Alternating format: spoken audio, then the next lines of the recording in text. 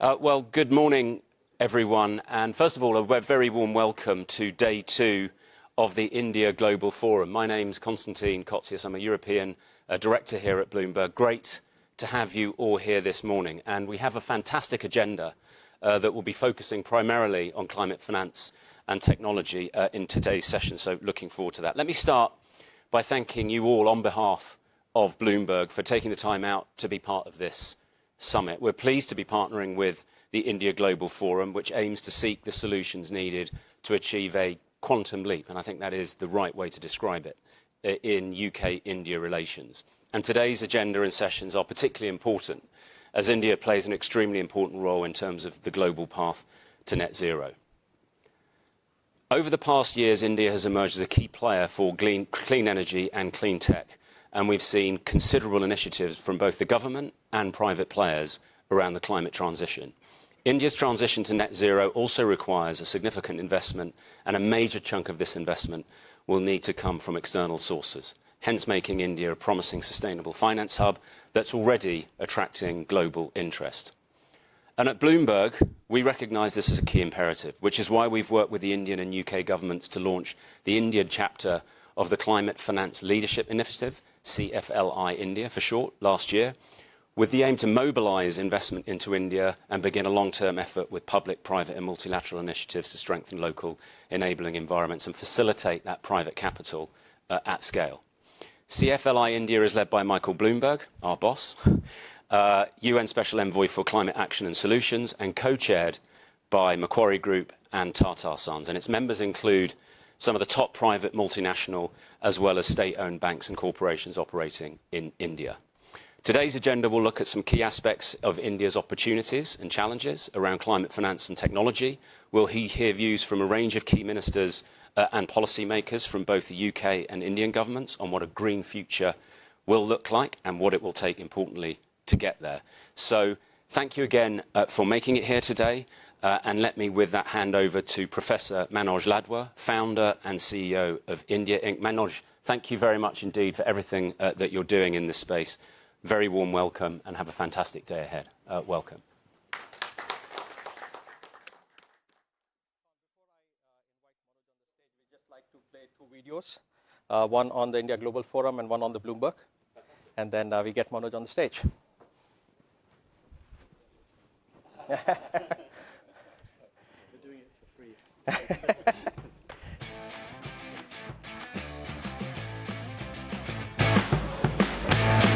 Welcome to India Global Forum, where India meets the world and the world meets India.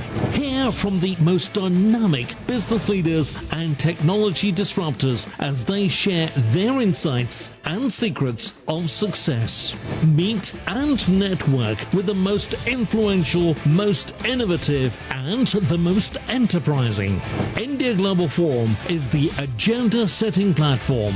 Are you ready to reimagine at 75? Visit www.indiaglobalforum.com.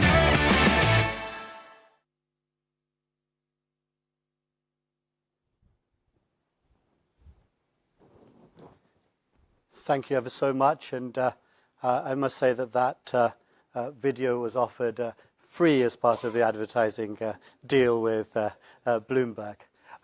It gives me a tremendous pleasure to welcome you all to this third installment of a week-long of conferences, seminars and conversations on the UK-India relationship. And I'm grateful to Konstantin, to Nitin and indeed to Mike Bloomberg for all the support that you've given us. It's been a year since we first conceptualized the idea of this partnership, and here we are today. So thank you ever so much to Bloomberg and your fantastic team. As Konstantin mentioned, that Prime Minister Modi, when he met virtually with Boris Johnson, UK Prime Minister, last year, coined a phrase and an expectation that he sought to see a quantum leap in the qualitative and quantitative relationship between the two countries. And subsequent to that, both countries have signed and agreed a roadmap, the 2030 roadmap. And I must say it's one of the most detailed documents that I have seen between two countries on what the future shape of a relationship could look like. And central to that is cooperation around climate action. And so today, and these discussions are a small step towards achieving that quantum leap and achieving that roadmap up to 2030. I'm delighted that we have Lord Grimstone here with us, Lord Gadia, and various other illuminaries that will be addressing us during the course of this morning, including the President of the COP26 and India's Environment Minister, who will be joining us virtually.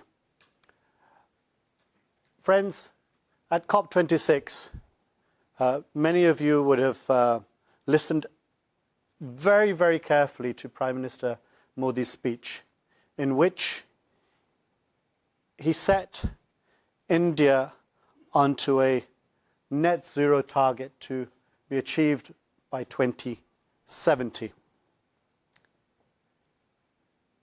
There are three groups of people that would have looked at that and thought. The first group would have said there was no need. India's doing all that it can. And there are a fair number of those. The second are those that have patted India on the back and said, well done, achievable, great. But there's a third group. And I'm in that group, and I think many of this in this room are in that group. Said 2070, yes. But how can we support, encourage, help India to come in closer? And for that, there will be a need for finance and for technology and financial collaboration and technological collaboration. And I see no better partnership than that between the UK and India in helping us achieve a net zero target that can bring India further in. But it's not one way.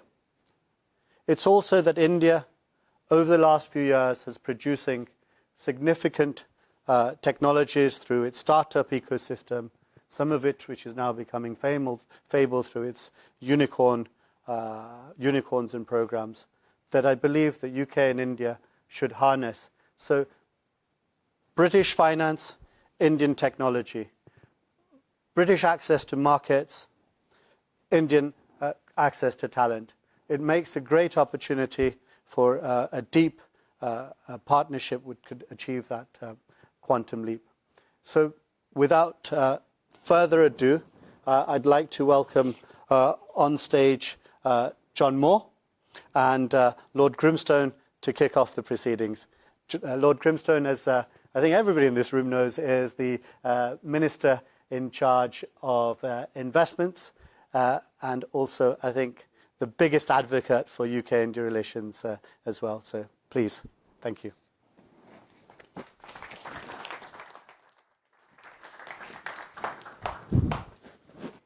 Thank you, and thank you, Lord Grimstone, for joining us. Thanks, everybody, for being here. Actually, I was in Delhi and Mumbai last week, actually, so I literally just got off a plane on Saturday morning, so this is perfect timing. But what I really wanted to ask you, Lord Grimstone, was sort of clean growth or green growth. What's the best way of thinking about it? How do you think about it in the context of your role of Minister of Investment?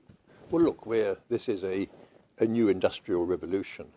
I like to reflect sometimes that the first industrial revolution, which started in the UK, 200 years ago, was entirely based on coal.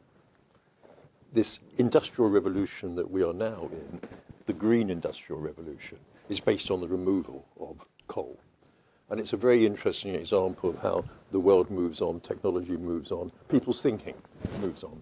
So I see this as the most tremendous opportunity. But an opportunity not just for the world and for climate, but also, frankly, for investors. I've spent most of my life in investment, a lot of it on the what you might call the UK-India frontier.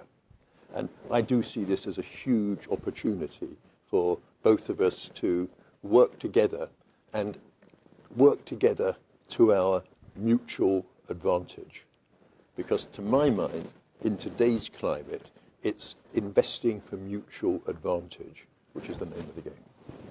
Great, thank you. And how do you think COP26 plays into that? What was your feeling about COP26? I think COP26, which I pay huge credit to Alok Sharma, the chairman, for bringing it to a reasonably successful conclusion.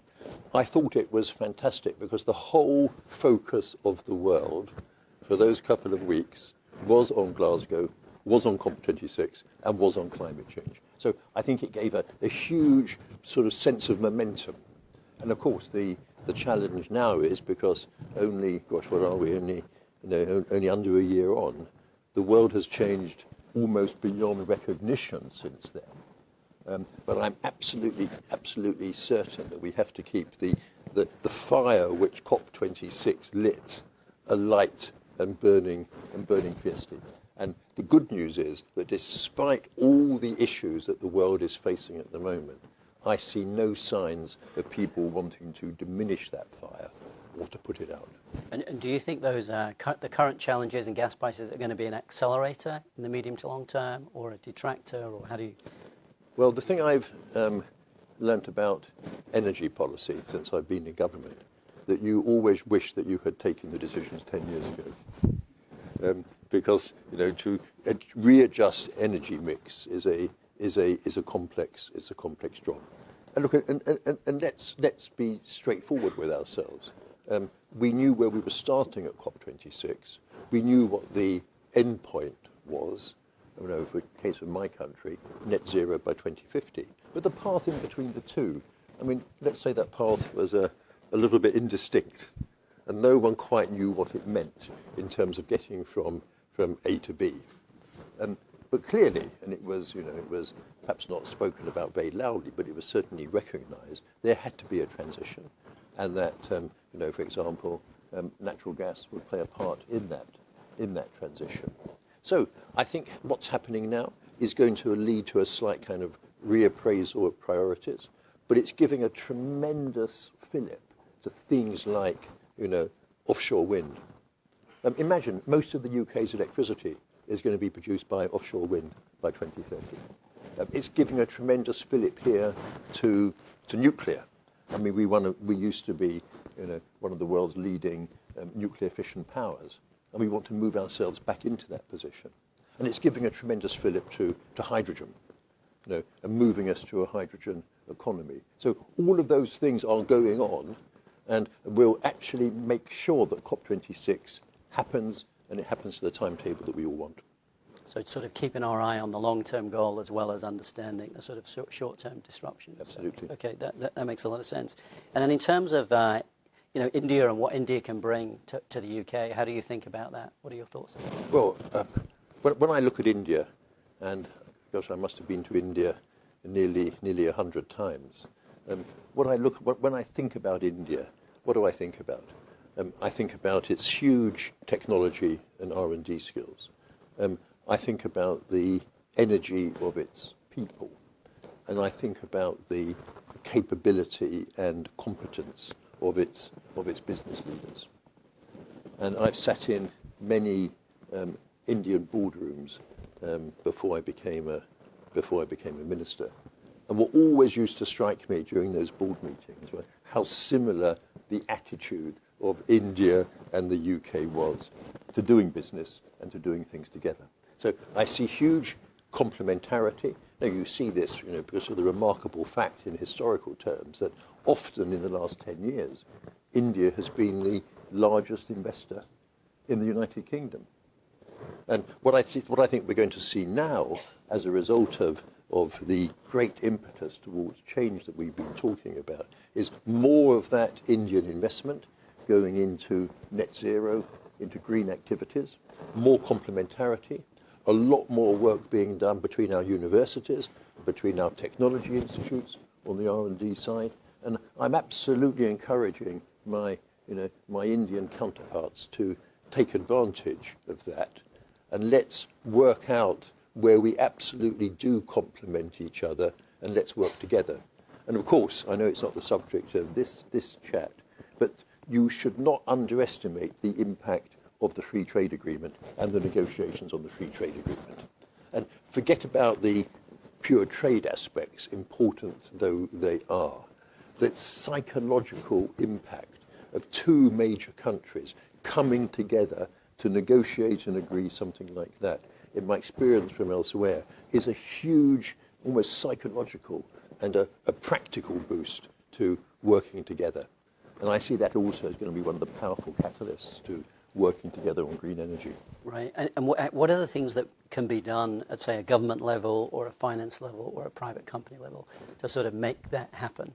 Because we know this needs to accelerate, to meet net zero, investment's going to need to increase, more technology deployment. So what are the things that can be done? Certainly. I mean, when you have new technologies and new opportunities like this, I think that having a bit of kind of government to government backing is a good thing. It raises people's confidence that this is going to happen and that both countries are committed to it. So I think the governments have an enabling effect. But in the end of the day, do I think this is going to happen by governments doing it? I'm an advocate for the private sector on that. I think governance enable, but then it's for the private sector to work together to take advantage of the opportunities. And I dare say in this room now, there's a number of entrepreneurs in this room now who see how to take advantage of that. So I think the government should set the framework. I think the companies should take advantage of that. I think we should be encouraging our universities to work together closely on this. I think we should be exchanging PhD students. I think we should be having elaborate programs on that. And I think we should celebrate success, make it visible, and that will make more people, sort of follow. We have a tremendous base to do that. So I'm actually pretty confident that is going to happen. And do you think the finance community get that? I think so. I mean, on finance, of course. I mean, it's a very well-trodden route for Indian companies to raise finance in London. The green finance market is become an extraordinarily deep market. I would like to see, of course, we're not in the best of market conditions at the moment, but once we get through these kind of short-term factors, I would like to see Indian companies raising green finance in the UK. I would like to see the Indian Stock Exchange and the UK Stock Exchange working much more closely together. I really believe that we have to knock down these bureaucratic barriers which are stopping, for example, joint listings of companies in both our countries, because I think it's things like that that will facilitate the raising of the finance that we're going to need for this. And of course, public money, public sector money, government money will play a part, but it's very clear to us, and I think it's very clear to my friends in India, that this is going to have to be largely financed by the private sector. The money that is going to be needed cannot come from the public sector. But I would go further and I would say it should not come from the public sector, because we will get better results if we set up the environment that private investment from both our countries floods into this. Do you want to say a little bit about innovation? You mentioned R&D a couple of times in universities. What's the role of innovation in this transition? Well, I think it has a huge role. I mean, let me just kind of pluck out one thing. Batteries and the changes that we're seeing in battery technology. And I'm very close to that. The developments that are going on in that are incredible, amazing. And those developments are being fueled by, UK scientists and by Indian scientists. Take hydrogen. The introduction of hydrogen as a major heating source is going to require a lot of technical work to be done. Let's see our scientists working together on that. Let's see our scientists collaborating on heat pumps. Let's see Indian companies manufacturing heat pumps in the UK. And let's facilitate all of that to get it moving. Yeah, and have you a particular thought on sort of renewable energy in terms of wind and solar? India actually auctioned more wind and solar last year than anybody else on the planet, including China. Right. And has huge ambitions domestically to scale wind and solar. How do you think that can help the UK? Well, I think it can, but also vice versa. I mean, the UK at the moment has the second largest installed offshore wind in the world, next to China. We expect to be generating 50 gigawatts of electricity by 2030. So there is huge technical knowledge here about offshore wind. At the moment, most of our offshore wind is fixed. I see huge opportunities in floating. But to give you a sense of the opportunities, we all know how valuable the North Sea was to the UK because of its oil and gas. We now project that in economic terms, the North Sea will be more valuable to us going forward because of its wind than it ever was for oil and gas.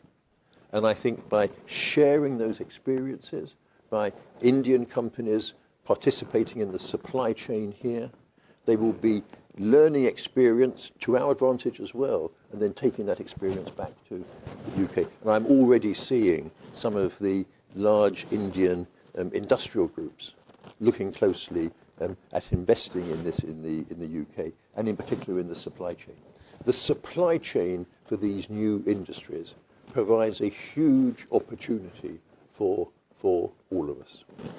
Yeah. And transport, do you want to say a word on transport, clean transport? Yep. I'm the Minister in charge of the automotive industry in the UK, so this is a subject which is very close to my heart.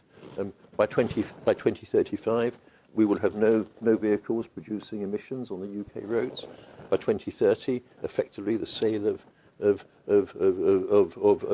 internal combustion cars would stop. And just imagine the transformation that is causing in the automotive industry. For many journeys, electric batteries are going to be the answer. But for a number of journeys, long-distance journeys, heavy goods vehicles, express long-distance buses, that's likely to be driven by hydrogen fuel cells. And again, huge opportunities to work together on this. Of course, the automotive industry in the UK benefits hugely from Indian investment. No, it's impossible to overestimate the impact that India has had on the automotive sector in the UK through of course, Tata's fine ownership of Jaguar Land Rover. And I'm looking to see all that transmuted into work on electric vehicles, whether it's batteries or hydrogen fuel cells going forward. Fantastic. So you paint a good picture of sort of industrial transformation. My final question is, so what to do now? Where to start? So what's the most important thing that we should focus on? Well, look, I'm practical. I didn't come into politics to talk about stuff. I came into politics to try to get things done. So I think we have to identify some particular areas, and we've talked about these this morning. And I think we've just got to sit down, meetings like this, and just get together and start these things. My door's always open to India investors. I mean, any India investor who's interested in investing in this in the UK, get in touch with me, and I will find ways to make it work to our mutual advantage. Fantastic. Well, I think our time is up, so please join me in welcoming Lord Grimstone. Thank you. And, you can form a queue outside his office soon, I'm sure. So, thank you very much.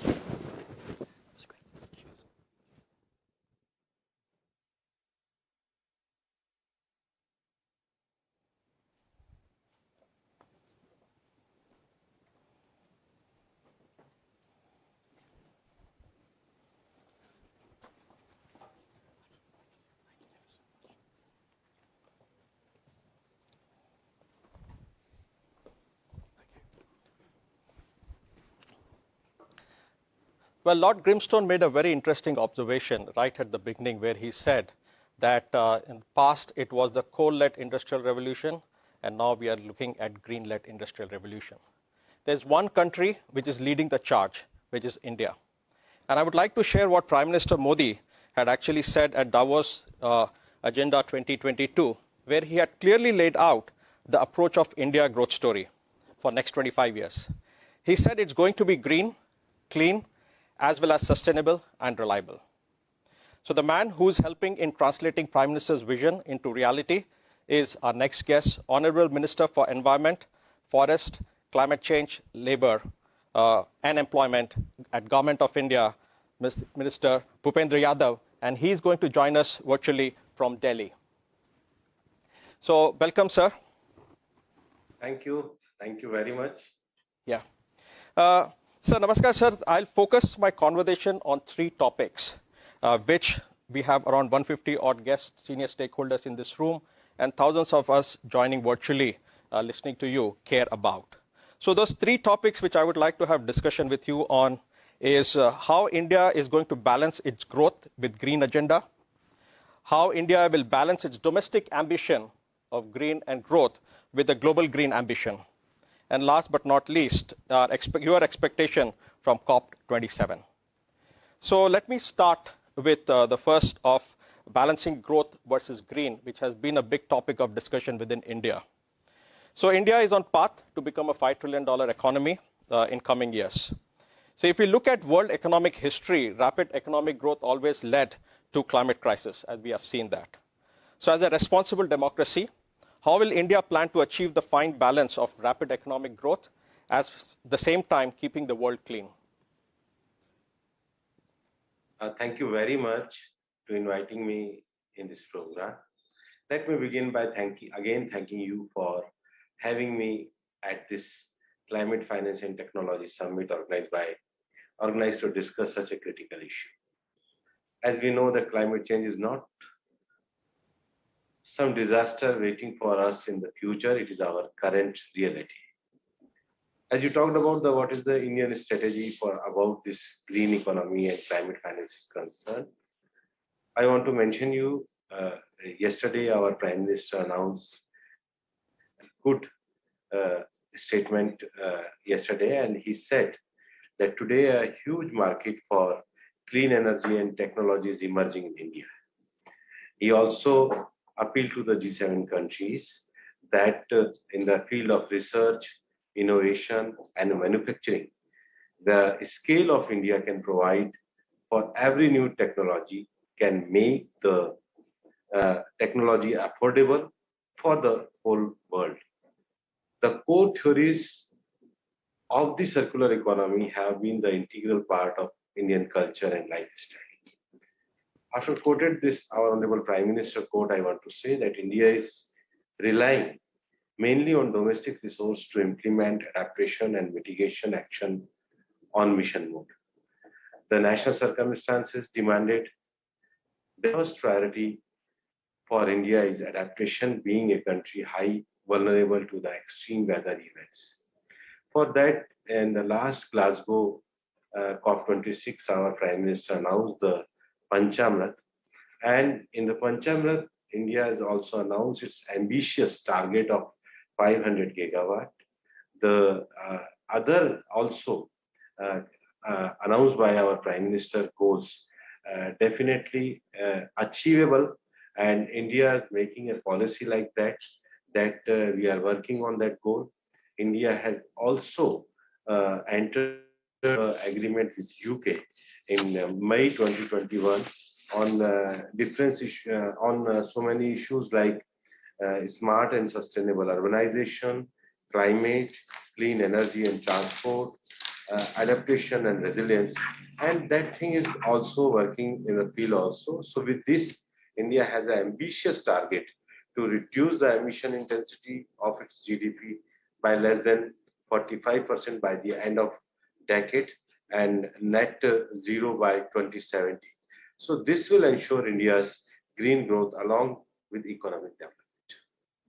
Yeah, thank you, sir. So one key takeaway I can actually take from your comments is that in India, under your leadership and Prime Minister Modi's leadership, so the whole green agenda is in a mission mode. And we have seen that when India gets into the mission mode nowadays, we make it happen. So I'm pretty confident that the target set by the Prime Minister and your ministry will be achieved soon. You also talked about something very interesting is the Panchamrit and how India can give it to the world. So I just wanted to share some thoughts. When I look at the India growth story and India's success story around sustainable finance, it has happened despite a lot of constraints, historic legacy, resource constraint, and at the same time have the big aspirational need. Okay? And still we managed to achieve. I'm just looking at some numbers that, which you also quoted, that we achieved 40% of energy capacity from non-fossil energy 9 years before time. So we have first full-fledged airport which runs on solar power. By 2030, the ambition is to go the railway green with complete solar and renewable energy. So these success stories have come on back of a lot of constraints. And if you look across the world, a lot of countries are facing similar kind of constraints. And I feel India is in a position to give it back and help those countries to achieve that. So I would like to know from your side and your perspective, how can India play a leadership role in helping other countries achieve their own climate ambition? Yes, the rightly question raised by you. First of all, I want to say that in Paris Agreement 2015, what India fixed its target, India is among those few countries who achieved their target.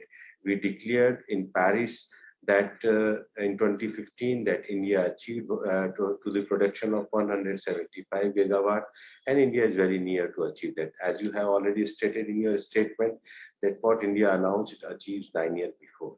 Apart from that, our Honorable Prime Minister announced the National Hydrogen Mission also. That's an ambitious mission which is announced by the India. Second thing our country is doing, that we are also making a roadmap. And I strongly feel that around climate change, there is a under the responsibility of huge on the India to lead the developing countries. For that purpose, under the leadership of our Prime Minister, India also becoming a part of 3 major international environment action group. Along with Sweden, India made a group that's called a Lead IT. Recently, there was a good conference organized in the Stockholm 50 about the Lead IT, how we do green, how we use the green energy in hard to abate industries, number one.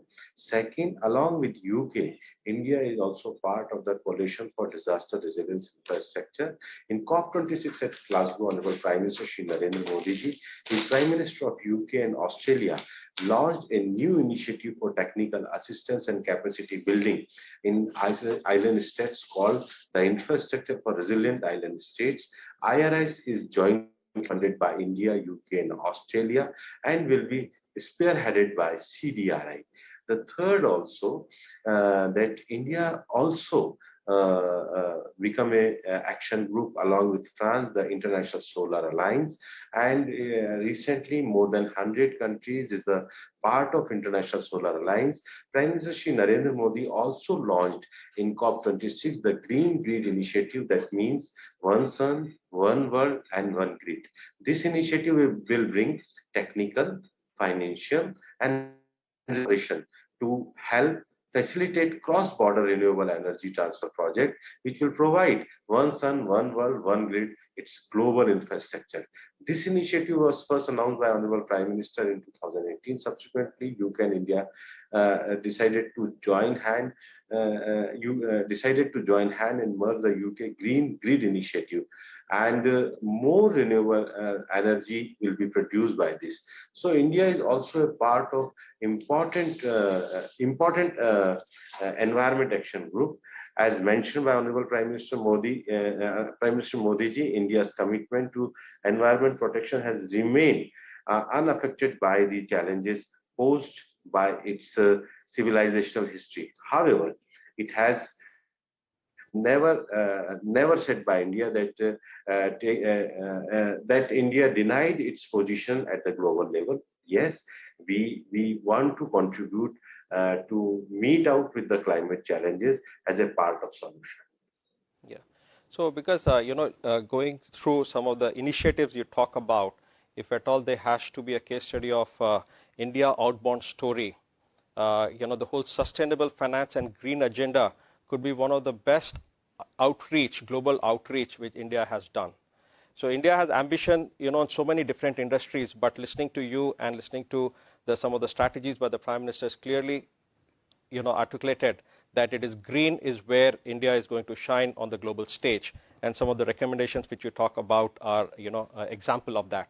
The next part about all this ambition is on the finance side. In Germany, Prime Minister also spoke about how the Western world and the developed world have to step up and fund those ambition. And there have been a lot of talks around this space, but less of action. India has done a fantastic job on the policy side. What can India do on the finance side so that it is able to attract capital, not only in India, but across the world to solve this problem? Finance and technology support are key enabler for ambition and action. If there is no clear roadmap in the provision of climate finance and technology support, you have also said that promises are not to be fulfilled, and I am also afraid that the outcome would be suboptimal. What I strongly feel is that, in all fairness, the range of steps that can enhance action is not limited to mitigation action alone, but also to enablement and support in terms of adaptation, finance, technology, and capacity building. For that purpose, so many decisions was taken in COP26 also. First, about the definition of finance. Yes, world must come on the consensus about the definition of finance. Second, the differentiation between public finance and private finance is also necessary. Third, we are more focusing on mitigation, but for the purpose of developing countries, it is necessary that adaptation finance is also important.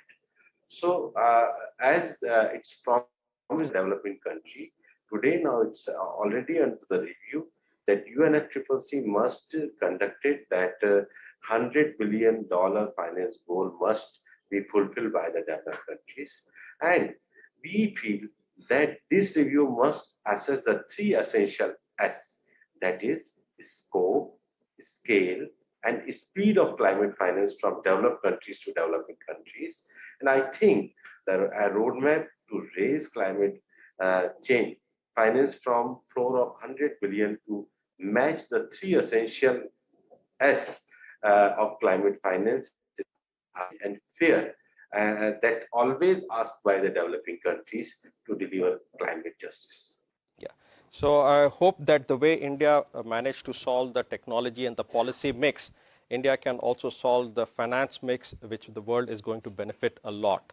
So let me move on to the last part of my conversation, and which you talk about COP26, and India led a lot of conversations in the COP26, and now we are getting closer to COP27. So I think all of us in this room will be keen to know what are the expectations from India at COP27. So many good decisions taken in the COP26 also. First, I think that was the achievement of COP26, finalization of Article 6 and the Paris Rule Book, Article 6. And I think we will go ahead from Article 6 and that rule book will come into the action also. Second, about the climate finance. Yes, there was an ad hoc committee on climate finance was formed. I think we fulfilled that target also. Third, every country also declared their targets of net zero. Definitely their contribution will come. Next step of in COP26, it was so much decision taken on the loss and damages. Yes, that also promised in COP27. And it's also declared that in COP26 about the Glasgow to Sharm el-Sheikh documentation, I think that will be completed. As per the global goal is for adaptation is concerned, a separate agenda was adopted Recently, in the concluded Bonn session, prior to COP27, adaptation requires balance and substantive attention in the UNFCCC process. We need to speed up the operationalization of global goal on adaptation by COP27 through securing adequate finance and technology transfer. We also look forward to COP27 in Sharm el-Sheikh to focus on climate finance and adaptation agenda, both at the level of technical negotiation and political engagements. Yeah, thank you, sir. So if I can actually sum up the conversation which we had so far with your inputs, I think India is on the way to democratize the access of green and clean technology to the world. And India, I hope, will not look itself as a market where the people want to come and invest, but also see itself as a position of leadership to give back to the world. And with all the countries playing together, I hope that we will be able to solve this whole climate problem. It's a complicated problem, but I think each country, each individual has to step up to solve. And I think India is doing its part, and hope everybody else will do that. So thanks a lot for giving us insight onto the India strategy on the green agenda. And have a great day in Delhi. And we hope to see you soon when I'm in Delhi. Thank you very much. Thank you. Namaste to all of you. Thank you, sir. Yeah.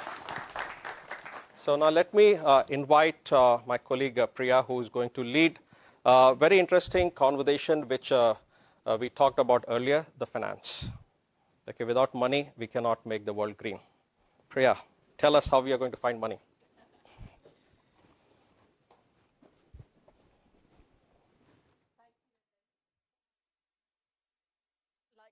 Invite all the panelists up for this session on funding climate action, new directions. We have a really stellar group of panelists across the private sector, philanthropy, and intergovernmental organizations.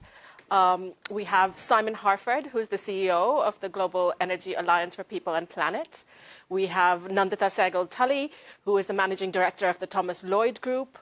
And then I think online, we should have a couple of speakers as well. We have Keith Tuffley, who is the Global Co-Head of Sustainability and Corporate Transitions Group at Citi, and Jagjit Sareen, who is the Assistant Director General of the International Solar Alliance.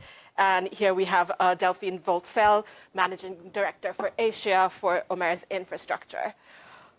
So we've been hearing this morning about the importance and urgency of climate action and climate finance.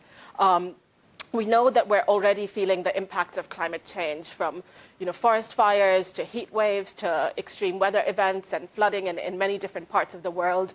Climate change is already happening, and we know that we can't afford to wait. The time to act is now. There's an urgency to be able to implement climate action, and finance and climate finance is extremely important for both transitioning the economy and helping to get real economy actors, businesses, industries to transition to being green and the amount of investment required for that. But it's also really important, as Minister Yadav was just pointing out, to be able to build the resilience of billions of vulnerable people. So there's an agenda on finance that covers all aspects of climate. And we also know that even though the challenge is enormous, it presents a tremendous opportunity. According to the new climate economy, investing in climate action could result in $26 trillion of gain in this decade alone. And according to the World Bank, investing in $1 in transitioning to a green economy results in benefits of $4 on average. At the same time, we know that not enough is flowing into emerging economies and developing countries. For every $20 invested in developed markets in the energy transition, only $1 has been invested in emerging markets in the energy transition. So with that sort of context, I'd like to ask Simon, from the kind of seat at which you sit, which is sort of bringing together various sort of philanthropic actors in the Global Energy Alliance and working with a wide ecosystem of actors. What do you think is the role that different types of capital and different types of finance can play, and how can they work together? Thank you, Priya, and good morning, everybody. Just quickly to explain the Global Energy Alliance, because we're a new organization. As Priya was saying, we are a coalition of philanthropy, of major philanthropy, seeking to play our role alongside everybody else in successful transitions. Our backers, our anchor backers, are Rockefeller Foundation, IKEA Foundation, and Jeff Bezos. But we're a coalition of all. We work closely with our friends at Bloomberg and other philanthropies seeking to play our role. My answer to your question is I think we need all forms of finance, and crucially to try and get it coordinated, because the more coordinated it is, the faster and more effective is the progress. So to echo what Lord Grimstone said, we are clear the private sector capital is most profoundly important because it's the largest pot of capital. But crucially also, when it's a private sector solution, it's more likely to be sustainable and self-fulfilling in its enduring impact. So that's a fundamental part of it. The concessional capital world, the development banks and the DFIs also very important, particularly around areas of grid strengthening and infrastructure that might not yet either attract private capital or the governments may not want it to be in private sector hands. But there should be a returnable form of investment in that. I would also talk about government capital, not necessarily in large quantities, but again, echoing earlier speakers, the government plays a crucial role in the enabling environment. So I think it's important they're seen as a very specific actor in playing their part, both in terms of the policies and the enablers and the regulations and the predictable outlook for the sector, because that is fundamental to unlocking private capital.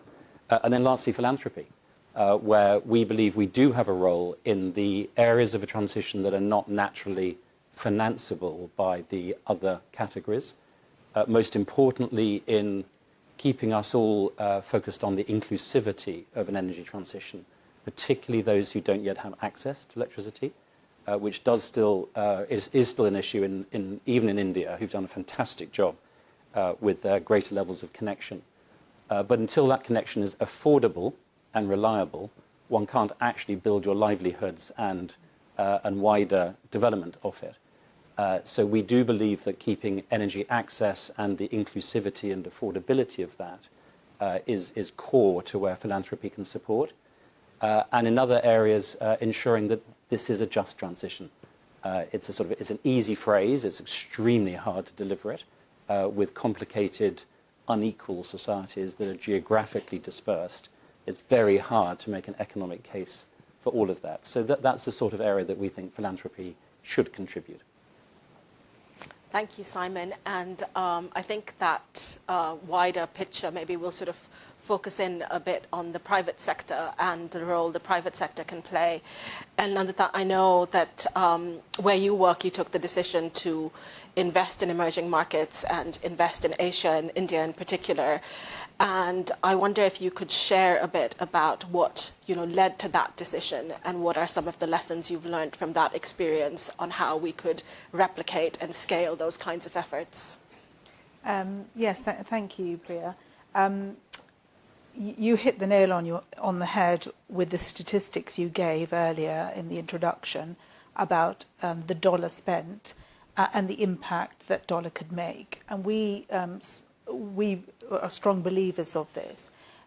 In early 2010-11, when we went from being an advisor at Thomas Lloyd Group in the renewable energy sector to being an investor ourselves and raised our first fund, we recognised the investment opportunity in Asia, and we believed in the investment opportunity in Asia for the next 2 decades, based on the fact that there was going to be this significant population growth, economic growth, and urbanisation. Therefore, there would naturally be a demand for energy and electricity. So those macro factors were there. But we also were early on did research in CO2 emissions and the carbon cost of GDP. And what we saw is that the 10 largest economies of Asia, with India being the largest one in terms of emissions, and India and China being the largest ones in terms of emissions, were emitting 4 times as much CO2 as as all of Europe put together. So effectively, if you work out your carbon cost of GDP, which is CO2 emissions per $1 trillion, investing your dollar, pound, euro in Asia would give you 4 times an impact as it would in Europe or North America. And for us, that is being a pure play impact investor, it was clear we needed to focus, and we focused on the emerging markets because of that. India is a big market for us. It's 50% of our mandate across our funds. And so, we have, in the last 4 or 5 years, spent efforts in building up our presence in India.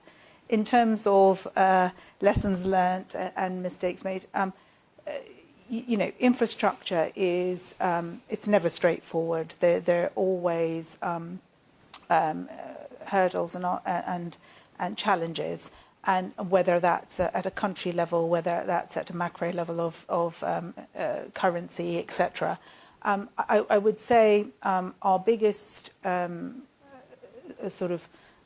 lesson learned is to commit to a market and stick with it. So early on, we committed to other markets in Asia, like the Philippines. We've been there for 10, 11 years. And then 5 years ago, we committed to India, and we've stuck with it. So you have to ride the ups and downs and the waves of currency and other things if you fundamentally believe if you believe in the fundamentals of the market. Thanks, Nandita. I think that's a really important message about sticking for the long term and making a decision and sort of taking the time it needs for those investments to show fruition. I'd like to move on to Keith, who's joining us online. Welcome, Keith, and ask you about some of the sort of risks that are involved in investing in emerging and developing markets, and how traditionally some of these risks have been a barrier to private investment. But given the urgency and the scale of investment that's required now, how you think the financial sector is sort of adapting to being able to meet this need. Sure, thank you, and it's great to be here with all of you and fellow panelists. Look, I was just in India and in Mumbai a few weeks ago, and I must say I was really struck and left with a very strong sense of optimism about the boldness and the ambition levels of many Indian-based CEOs, far more so in many other markets, even in the developed markets, and Western Europe, etc. I also think, in a number of ways. Number one, I was struck by the boldness. Two, I was struck by the geopolitical opportunity for India as a whole, and that goes into your point about risk. That actually what's occurring, especially vis-a-vis China, obviously the war in Ukraine, is that there is a massive opportunity here that can include domestication of production, for example, of solar inputs, given the land mass, given the opportunity to convert that into undersea cable for power export, or into green hydrogen as export for internal use, also for export. India can become a major exporter of green energy if it invests appropriately, and I can sense that from many of the CEOs as ambition levels. Now, what does that mean? It means finance. It will need a lot of capital to go into India to support this ambition level, this vision, but also the geopolitical opportunity that's opening up for India. To do that, however, I think that finance, because the theme of this event is around reinventing and reimagining and rethinking. There is no doubt that we need to reinvent and rethink finance. Right? We are talking about multiple sectors that we need to effectively revolutionise over the next 10 years or so. Energy systems, food systems, even our education system. Finance has to be part of that reinvention as well. As we all know, it is still far too short-term in thinking and in calculations when it comes to day-to-day decision-making. Secondly, it is not intentional enough, meaning it's not driven by a clear purpose beyond financial returns. It must take into account environmental and social returns as well. And that was another thing that really struck me in a positive way in Mumbai, is how many of the CEOs were talking about, and I think, Simon, you mentioned it, the just transition, the people factor. We will not succeed in these transitions if we focus just on technology and just on the systems. It is fundamentally a social issue. And the just transition, with all its complexities, needs to be factored into these decision-making, into these decisions. And I was impressed how many of the CEOs and senior leaders are thinking about their finance has to be part of that. At the moment, it's not. And so, again, I was attending a B Corp event in Rome just last week, where it was a whole 600, 700 people involved in effectively the purpose, the mission of business, and finance was a key part of that. But that is a key element that we need to factor into the finance to ensure that it flows to the emerging markets. India is a key one, and that is a reinvention of finance that we need to be driving. It needs to become more long term. It needs to be factoring in the externalities, positive and negative, social and environmental. And that means also the creation of new funds. So again, to your question about risk, there needs to be a risk return paradigm, right?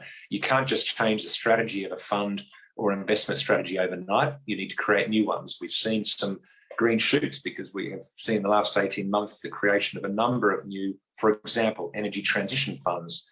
We need many more of those similar strategies. Nature and biodiversity, food systems.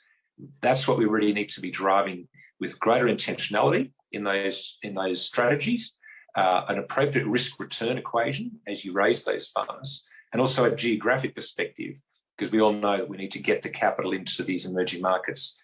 And clearly India will be and will need to be a big consumer of this capital that we need to shift into the region. Thanks. Thank you, Keith. I think a really important message there about reimagining and rethinking finance to meet the needs of today. Delphine, I know you've been focused on a lot of infrastructure investment. And when you're looking at where and how to invest, how important are the regulatory conditions in terms of your decision making, and what are some of the regulatory conditions that you look for? Thank you. So, Almost is a Canadian pension fund. We've been investing in infrastructure in the UK for more than 15 years, and in India for close to 5 years now. And as a long-term institutional investor, it's very important for us to invest in companies that generate stable and predictable cash flows, because ultimately we have pensioners, we need to pay their pensions. So we are looking for certainty and predictability of cash flows. And from that perspective, I fully agree with what Simon was saying before. I think the government has a crucial role to play to enable investments in the country, in the energy transition, in the green mobility and other sectors. And the role of the government, as I see it, is really to frame the regulation and the market, design the regulation in the market that will incentivize private capital to invest more in the country and to do so for the long term, like Romer's. And so, for example, if we think about renewable energy, the Indian government has done a really good first step in terms of setting ambitious targets, setting a framework in terms of long-term purchase price agreements that enable institutional investors to see long-term cash flows. But there is more to do to be able to achieve the target by 2030 to generate 450 gigawatts of renewable energy, but also to deal with some of the additional complications that come with that. For example, the fact that renewable is not generating baseload power. You need to build a transmission and distribution network to transport this power. And so there is more that needs to be done to enable the transition. And it's also in relation to sometimes simplifying and supporting the process. For example, permitting is a very complicated process for developers in India. And so being able to actually, enabling the development by simplifying the permitting process, the land acquisition also can be very difficult for developers, is really needed to scale up the investments that are required in the sector. And then maybe finally, because this conference is about finance and technology, I see a lot of potential in the technology in India. There is a lot of the innovation ecosystem is really functioning well, I think. But what is needed is really how to scale up this ecosystem and make it investable by institutional investors like us, because we wouldn't take technology risk, for example. So how do you scale this up and make these long-term businesses that can support the energy transition and the wider climate investment going forward? I think is going to be key for India in the future. That's really helpful, Delphine. I think a clear message about the importance of easing sort of processes and easing the burden around transactions. And Jagjit, I wanted to ask you about some of the experiences that India has had with being sort of relatively successful in terms of developing renewable energy, despite some of the challenges that Delphine mentioned. India's been a real success story on solar energy. And how, at the International Solar Alliance, are you sharing some of those lessons and experiences and working with other countries to be able to attract investment into solar energy? Thank you, Priya. First of all, thank you to IGF for inviting International Solar Alliance to this very, very important and timely discussion. Regarding your question about how India did it so successfully and what International Alliance is doing to share it across, we look at our members and the developmental challenges they have in three broad buckets: energy security, energy access, and energy transition. And many of our members, now 107 in number, they grapple with more than one challenge at one time. You know, if you look at countries in Africa, they are struggling with access issues, with security issues. In Europe, countries are struggling with security and transition issues. And in India, we have seen huge successes in energy access, but energy security and transition are big issues. Over the last 10 years, we have seen phenomenal growth in solar, in both off-grid and grid-connected solar projects in gigawatt scale now, if you put the numbers together. What we are trying to learn from India is how India is moving forward with electrifying its sectors of economy and greening this electricity. Ultimately, if we are serious about energy transition, we need to bring a lot of green electricity to all sectors of economy. Storage and hydrogen would play their own part, and at ISA we are pushing for 24/7, making solar the base load, whether it's pump hydro or battery storage, and putting them all together and making it financially viable for various kinds of consumers, whether you talk about residential, industrial, or official sector.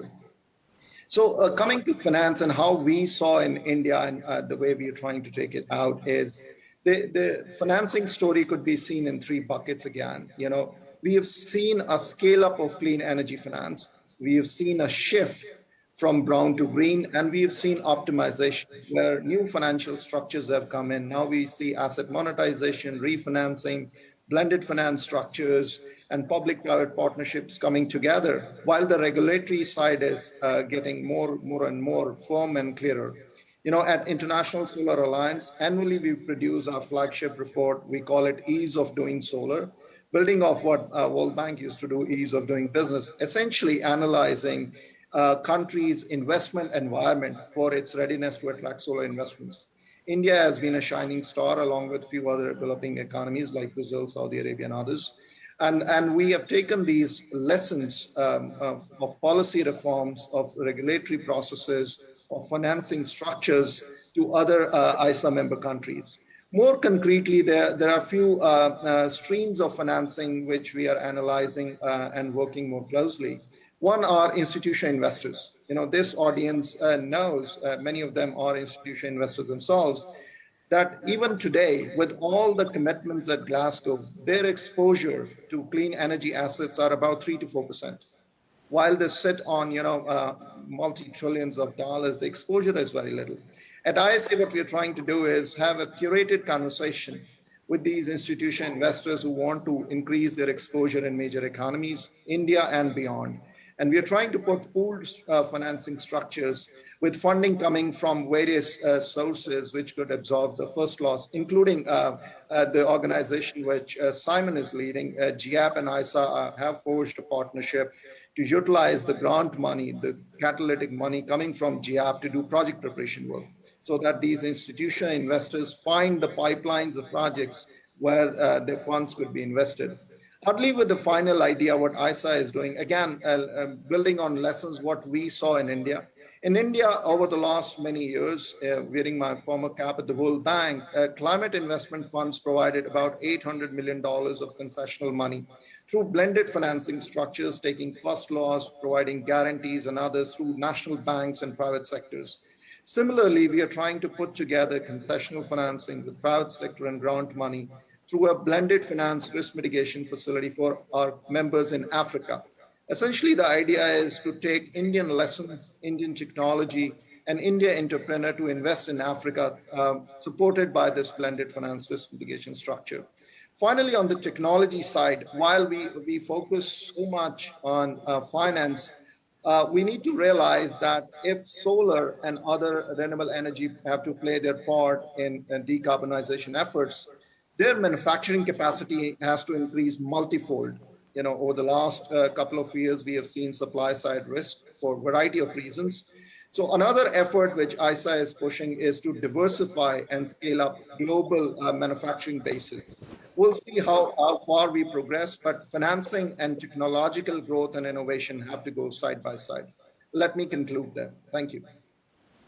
Thank you, Jagjeet. And thank you to our whole panel for this very fascinating discussion. I think there's clearly some strong messages about the role both the financial sector has to play in terms of reimagining the way it kind of thinks about finance, but also the role that governments need to play in setting the right enabling environments and the right policy frameworks and infrastructure to be able to attract private investment. And the UK with the sort of experience that it has around finance, and India with the sort of experience that it has around some of the successes around renewable energy and innovative technologies, can prove a really strong partnership and match in driving this agenda forward. So with that, I would like to thank all of my panelists and thank also all of you for being here and the India Global Forum organizers for convening this, and invite everyone for a 15-minute break before we reconvene. Thank you.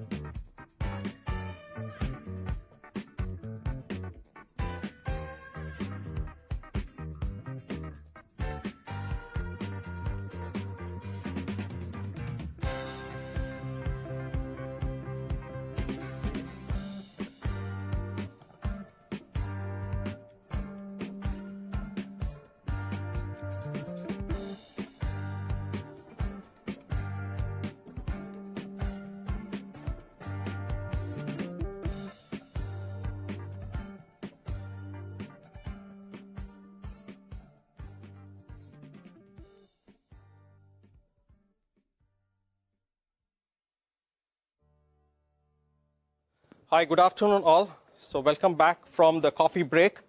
And let's get ready for lunch. Before that, we have three very exciting sessions coming through. One panel and two fireside chats. To kickstart the conversation on the panel, so let me invite my colleague from Bloomberg, Nilushi Karunaratne. On sustainability, one is the topic she's going to have a panel on. Nilushi, over to you. Yeah.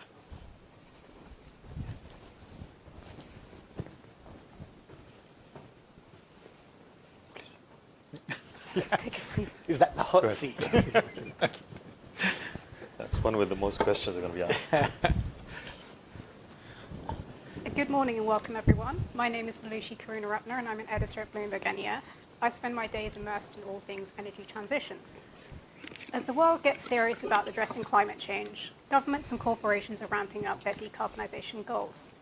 Today's discussion is going to focus on how businesses are approaching the energy transition and formulating their strategies to become cleaner and greener.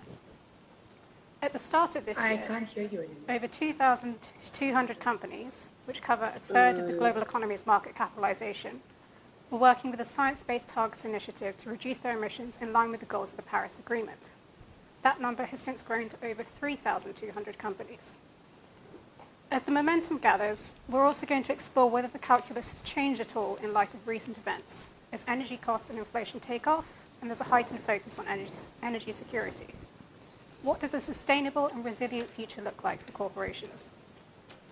We have a wonderful panel of guests to unpack these issues today.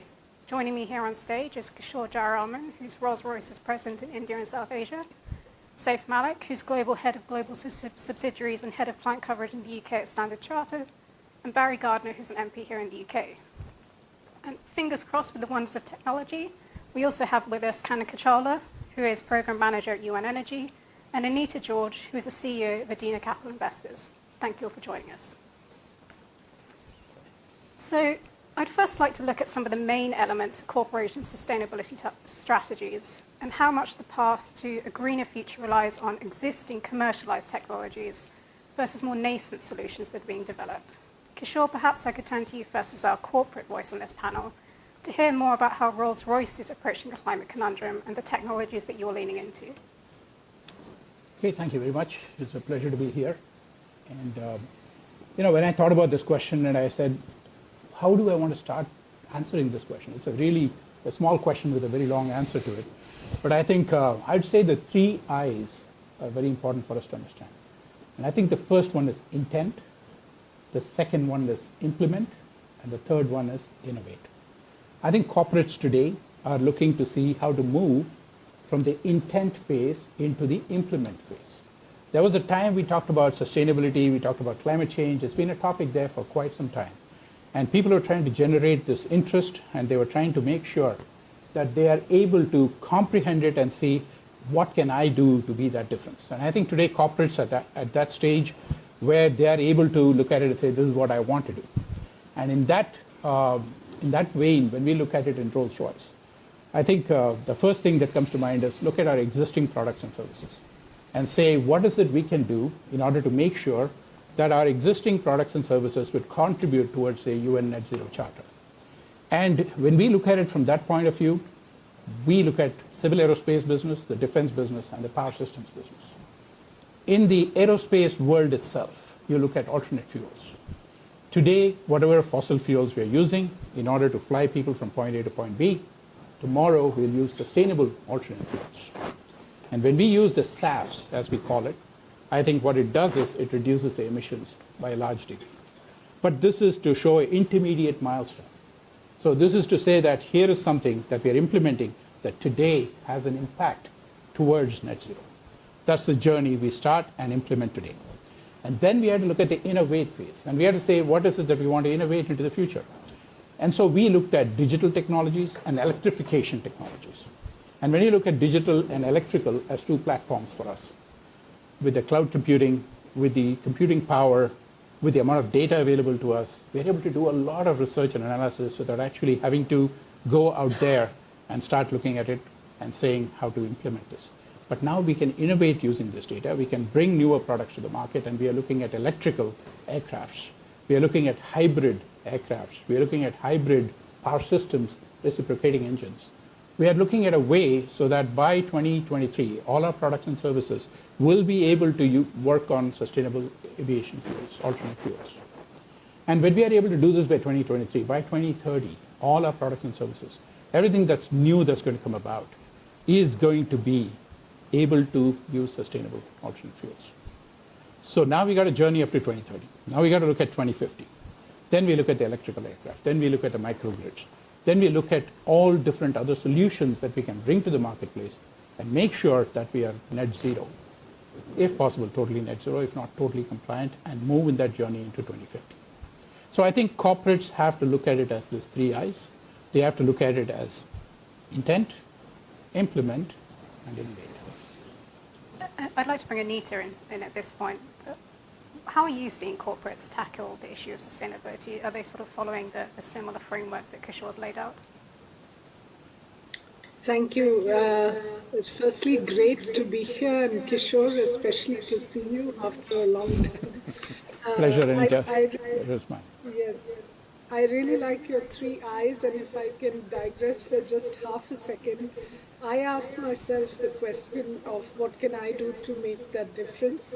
So I quit my job and have taken my 30 years of investing in sustainability to, alongside my co-founders, found a fund, Edina, and we are focusing really on climate and technology. And the reason why I want to bring technology into focus very much so as what Kishore also said, is that for corporates, now it's not just the tech firms or the IT-enabled firms or the retail consumer online firms, but I think technology has gone from being specific to being ubiquitous in the sense that everything today has to have some form of digitization and a digital persona that in which both the incumbents and the new startups and up-and-coming companies have to really transform themselves. And in my view, this is not just now a matter of choice, or should we not, as corporates. I think almost every corporate who wants to survive and be part of the solution and not the problem have to really look at climate and their net zero commitments in a very serious way. We are today entering an era of disruptions. We have huge macro disruptions with inflation. People talked about temporary inflation. It's here to stay. We are in disrupted supply chains.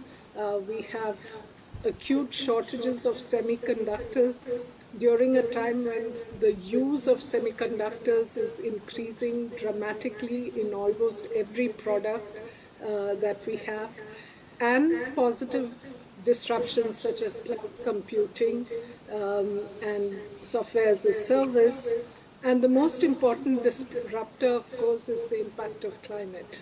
So whether you're a financial institution, whether you're a long-term institution or more serving short-term needs, you cannot ignore climate.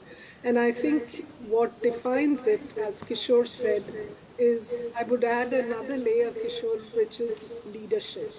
Leadership for corporates going from being reactive to being responsible. And I really would like to underscore that those leaders who stop sort of juxtaposing climate and sustainability versus profitability, but really start thinking in terms of the two going hand in hand, and in fact, one not being able to happen without the other, are the corporates who will survive and who will excel, is what I would say. And I'm seeing a lot among even the most, I would say, corporates who've been in denial, now coming around and saying, we need to do something, we need to change. So if I could just bring you in on that point, are you seeing that sort of leadership out there and that acknowledgement that sustainability and profitability are both achievable at the same time? Well, I think, so first of all, thank you very much, and it's great to be here and great to be amongst a wonderful panel. I have to say, both Anita and Kishore have really summed it up well, but on that point, I think there's no doubt about it. Sustainability has now taken probably the top 3 priority slots on every corporate. I know from a financial sector perspective, it is one of the key goals that, or aspirations that we're all striving towards. For us at Standard Chartered, this is really a huge agenda. And just like us, I think it's safe to say that it's got into the boardrooms, it's got into shareholder meetings in terms of, what are your sustainability plans and how are you going to drive it. And the reality now for the next, at least I would say next few years is how do we go about putting a plan together and then how do we measure it? Because I think we're all coming out and we all want to be very transparent about it, but there will be different measures. And I think that's where there will be some convergence in terms of how we do that. But if I could, for a second, just follow on what Kishore and Anita talked about in terms of technologies. I think absolutely technology is an enabler, but it can also be a blocker because today, all corporates have to continue to operate, right? You have to continue to operate in the ways and means that you have been to get to a point where you want to go. And I guess that's why we have sort of a net zero objective, because it does mean that there will be carbon emissions that will go out, and then you sort of bring it down. So I think that's one key part. And I think financing is going to be a key enabler to get this moving. Last year in 2021, we did we sort of did some research. I think there was for sustainably financed products, there was financing that was raised up to the point of $4 trillion. That's the first time that's ever happened. So I think that's the way forward. We are seeing the seriousness that is coming to fore. We are working with clients across the spectrum, raising green bonds that have been cleared by the green financing framework, where our clients are putting together seagoing vessels that will work on methanol by sort of 2024. These are really bold steps that clients and corporates are taking to put in the technologies. But unfortunately, at the moment, we have to carry on moving where we are, because otherwise we won't be able to do that. I think Kishore mentioned even aviation. It's such an important sector for global trade, for travel amongst for the masses. We can't stop that today while the technologies get in place. So I think from a financial institution point of view, the financing and how we evolve and develop that financing is going to be absolutely critical. And we hope everyone can play a role in that, both private sector but also at the public sector level, because that is that's the catalyst that will be needed. Actually, financing and kind of that public-private debate is something we're going to circle back around to. First of all, I'd like to dig into how the challenge of greening a business differs across the globe. How much of a company's ability to lower its emissions depends on where you are? For example, clean energy procurement or access to low-carbon solutions will be simpler in some countries versus others. What's your view on this sort of potentially uneven corporate landscape and how any potential barriers can be overcome? Kanika, I don't know if you'd like to weigh on this one first. Yeah, thank you. Thank you so much for having me. It's a real privilege to be a part of this illustrious panel. And I think on that question, that's exactly right. I mean, there is a learning curve that we have seen in different parts of the world that is not identical to each other. And this is not, just a learning curve of technology, but rather a learning curve also of capital. So as you were just hearing, that the numbers, while aggregate global investment numbers are staggering, and the share of that in developing countries is now perhaps rising and better than it has ever been before. But even within that, there are kind of, leading markets and lagging markets.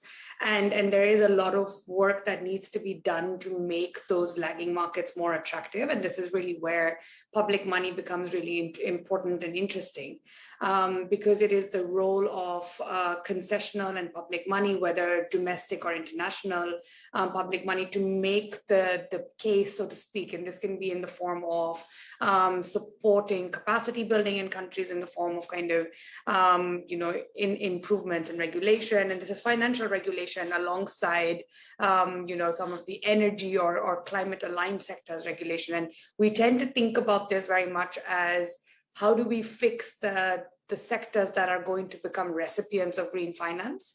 But I think it's also very much about, how do you fix the financial regulation to keep pace with the changing investment and environment.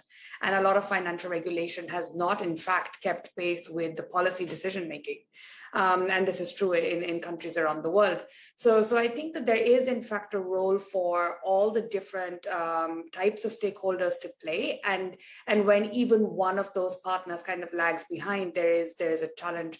Having said that, I'd also like to kind of come in on one other element of translating intent into action, because we started off this discussion with the very important point around intent. And I think that's absolutely the right starting point.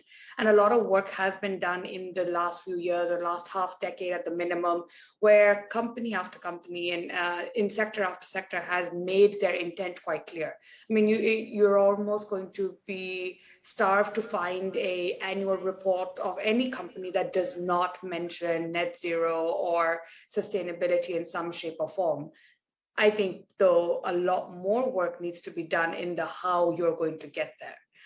There is very little in terms of any evidence that we have seen on the kinds of actions in the near term or the pathways that actually lead to some of these deep decarbonization commitments that companies have put forward.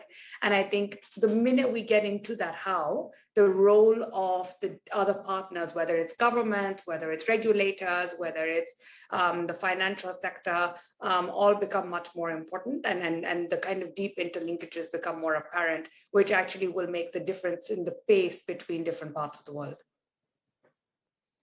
Whether you'd like to weigh on this, are we seeing the same level of intent in corporations around the world in different regions and the ability to kind of achieve those ambitions as well? Yeah, just a few quick points. I mean, just the fact that if you look at the different net zero commitments that have been made by 3 countries, if we look, UK is by 2050, China 2060, and India 2070. So right there's a bit of divergence, and between China and India, these are one of the largest sort of emitters to sort of the greenhouse gases and other aspects that is affecting climate change. So it's about how do we converge and get the thinking right. I am born in Zambia, in southern Africa, and the reality is that in Africa today there's the same pledge and same push to say, get your commitments in place, where as Africa on a whole, as a contributor to any of this on the climate side is very, very small from a comparative perspective. So it's how do we ensure that some of these emerging markets are having the right discussions and are moving towards fair commitments, especially with the larger markets. We've identified that there could be close to $100 trillion financing gap on sort of getting a lot of these countries to that level. How does emerging markets, how do they finance that? And so I think there is this big gap that's opening up, and we have to see how to do that. I mean, we talked about in terms of the different markets, but I think unfortunately the issue of climate change doesn't look at boardrooms or borders or competition. It's going to affect everyone. And therefore, it's important that the where matters at least as much as how much financing that comes in. I think there's an example here that I've got that if you finance a solar project in India, it can help avoid more than 7 times the CO2 emissions, as opposed to financing the similar size project in France. So it's these types of bold steps that we have to look at. And I think India, and this week is a good showcase of that, is that India does provide a lot of these opportunities to get into this, many of these projects to help drive this. So that's, I would see a lot of focus around that to say, how do we fix some of the disparities, especially with the emerging markets trying to catch up. I'm going to shift gears slightly and look at the idea of the energy trilemma that's once again come to the forefront in recent months, with the discussion of how governments can balance, addressing energy prices, security of supply, and climate goals. Do corporations face this same trilemma when it comes to shifting away from fossil fuels, and how is it impacting their transition strategies? Barry, perhaps you could answer this one first. I know you've been waiting very patiently. Yeah, look, I'm thrilled to be here. I left the city 25 years ago, and my company behind. And we're supposed in politics to be the people who are not the realists. Boy, SAF. Okay, Kishore? What did President Biden come out with the other day? He said 3 billion gallons of SAF by 2030. What does the UK government come out with? 10% of flights, didn't say whether it was domestic or international or both, 10% of flights powered by SAF by 2030. SAF is not doing it. It's not cutting it. And industry needs to be realistic about this. And I applaud what you said. In fact, you said, what was it? I wrote it down. Intend, implement, innovate. In 2004, when I was doing trade and industry, it was think, create, innovate. Totally agree with you. That innovation has to happen, but it's not actually a solution to the problem. And this session was predicated, and again, I wrote it down, on the phrase, as the world gets serious about addressing climate change. Did anybody read the IPCC report that came out last month? You know, a couple of years ago, we thought we had 12 years. We thought we had till 2030, 2032, actually, to get on a trajectory, to peak and get on a trajectory that was going to keep us within the 1.5 degree threshold. We're now told that, sorry, that was wrong. The scientists, and they're the people that I think we need to be listening to, the scientists have said, actually, it's 2025, 3 years. And we are talking about 2030 as our target for maybe 10% of our domestic fuel being SAF, and you're talking about moving thereafter to electrified aviation. This is how out of gear we actually are. So, I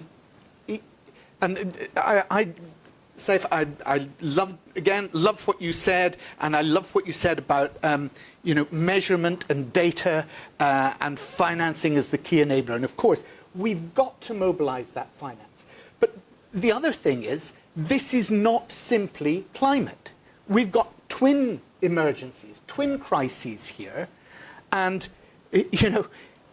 if we actually managed, Kishore, to get to the amount of SAF that President Biden and President, I use the word advisedly, Johnson, have stipulated, do you know what would happen to the world's land use? Do you know what would happen to the agriculture? And do you know what would happen to the biodiversity crisis that would then follow? We could not source that SAF from UK and America. It would be sourced from all the countries that you're talking about in Africa, right? And do you remember what happened when we went down that biofuels, 14 years ago? And there were riots in the Sahel because they didn't have enough to feed themselves.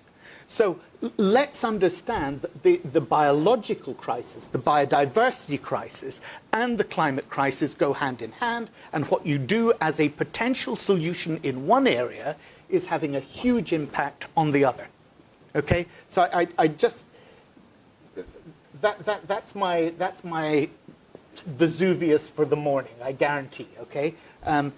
If I could just, you mentioned two crises here, if I could throw a third crisis on there in terms of the geopolitical crisis that's sure. going around right you now. Want the trilemma. Yes, the impact on the energy landscape. You seem fairly pessimistic on kind of in terms of the action we've seen so far. Do you think the energy trilemma is therefore going to slow down our transition to net zero? Do you think it's going to kickstart a sense of urgency? What's your take on that?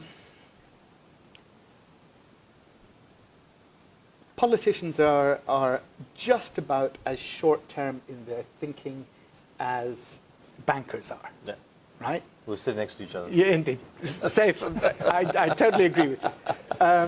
And, 3 years, hey, that's about our limit. That's a long time, both in politics and in finance, okay? And we want to see the returns. So you want to see the returns, we want to see the votes. It's our returns.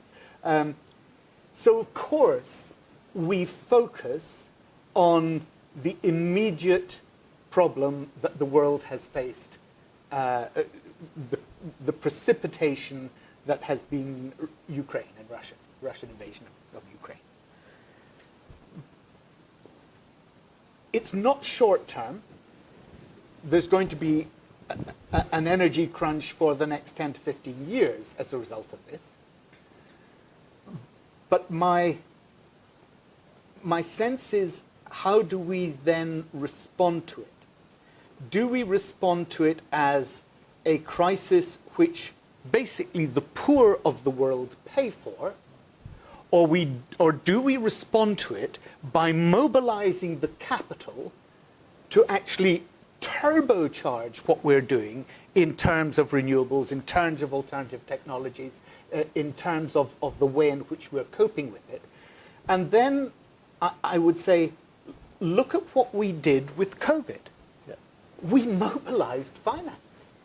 We mobilized more finance over COVID. And you remember the Prime Minister from Barbados stood up at the beginning of COP26 and she said, "You're just all bloody liars." She didn't say that. That's me that said that. She said, "You promised us 100 billion a year," right? 100 billion a year is what you promised us. And yet you spent 9 trillion over the COVID crisis in quantitative easing. How come you can do it for yourselves, but you can't do it to fulfill the promise that you made to the rest of the world to actually properly address the climate challenge? And she was right.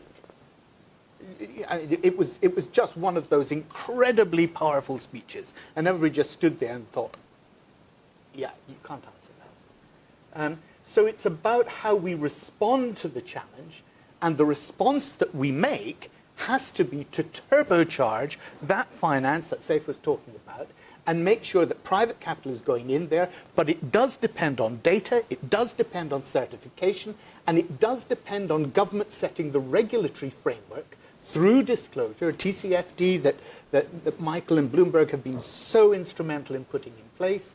Absolutely fantastic with TCFD. And the UK government, I think, has been absolutely right. And the Indian government should be doing the same. It should be mandatory. It should be a mandatory part of the boardroom, not just relying on directors saying, "Oh yeah, you know, our shareholders want to see us, you know, doing a bit on sustainability, so we'll stick it into our annual report." That is not the solution. So on the one hand, you need that disclosure to be mandatory, and on the other hand, you need active shareholders through things like the TPI, the Transition Pathway Initiative, that's now got over 50 trillion capital under management, using its shareholder clout to make sure that it's not just greenwashing in the annual report, but it's really direct action focused on in the boardroom. We're going to bring in what the other stakeholders can do with this next question. I'd argue that some companies are taking concrete steps to become greener, and others are perhaps dragging their feet a little more. I'd like to get your take on how much of the onus is on companies to take the initiative to decarbonise versus the role of other pressure points, such as government policy or investors calling for action. What more would you like to see from these different stakeholders? Kanaga, I don't know whether you'd like to start here. Yeah, thank you. It's hard to follow that, although I do echo much of the kind of call to action in a way. It is, you know, it's often nice to kind of identify what we've got right. And there's no doubt that we've got a few different things right and a few different big things right. But I do agree and echo that we are running out of time.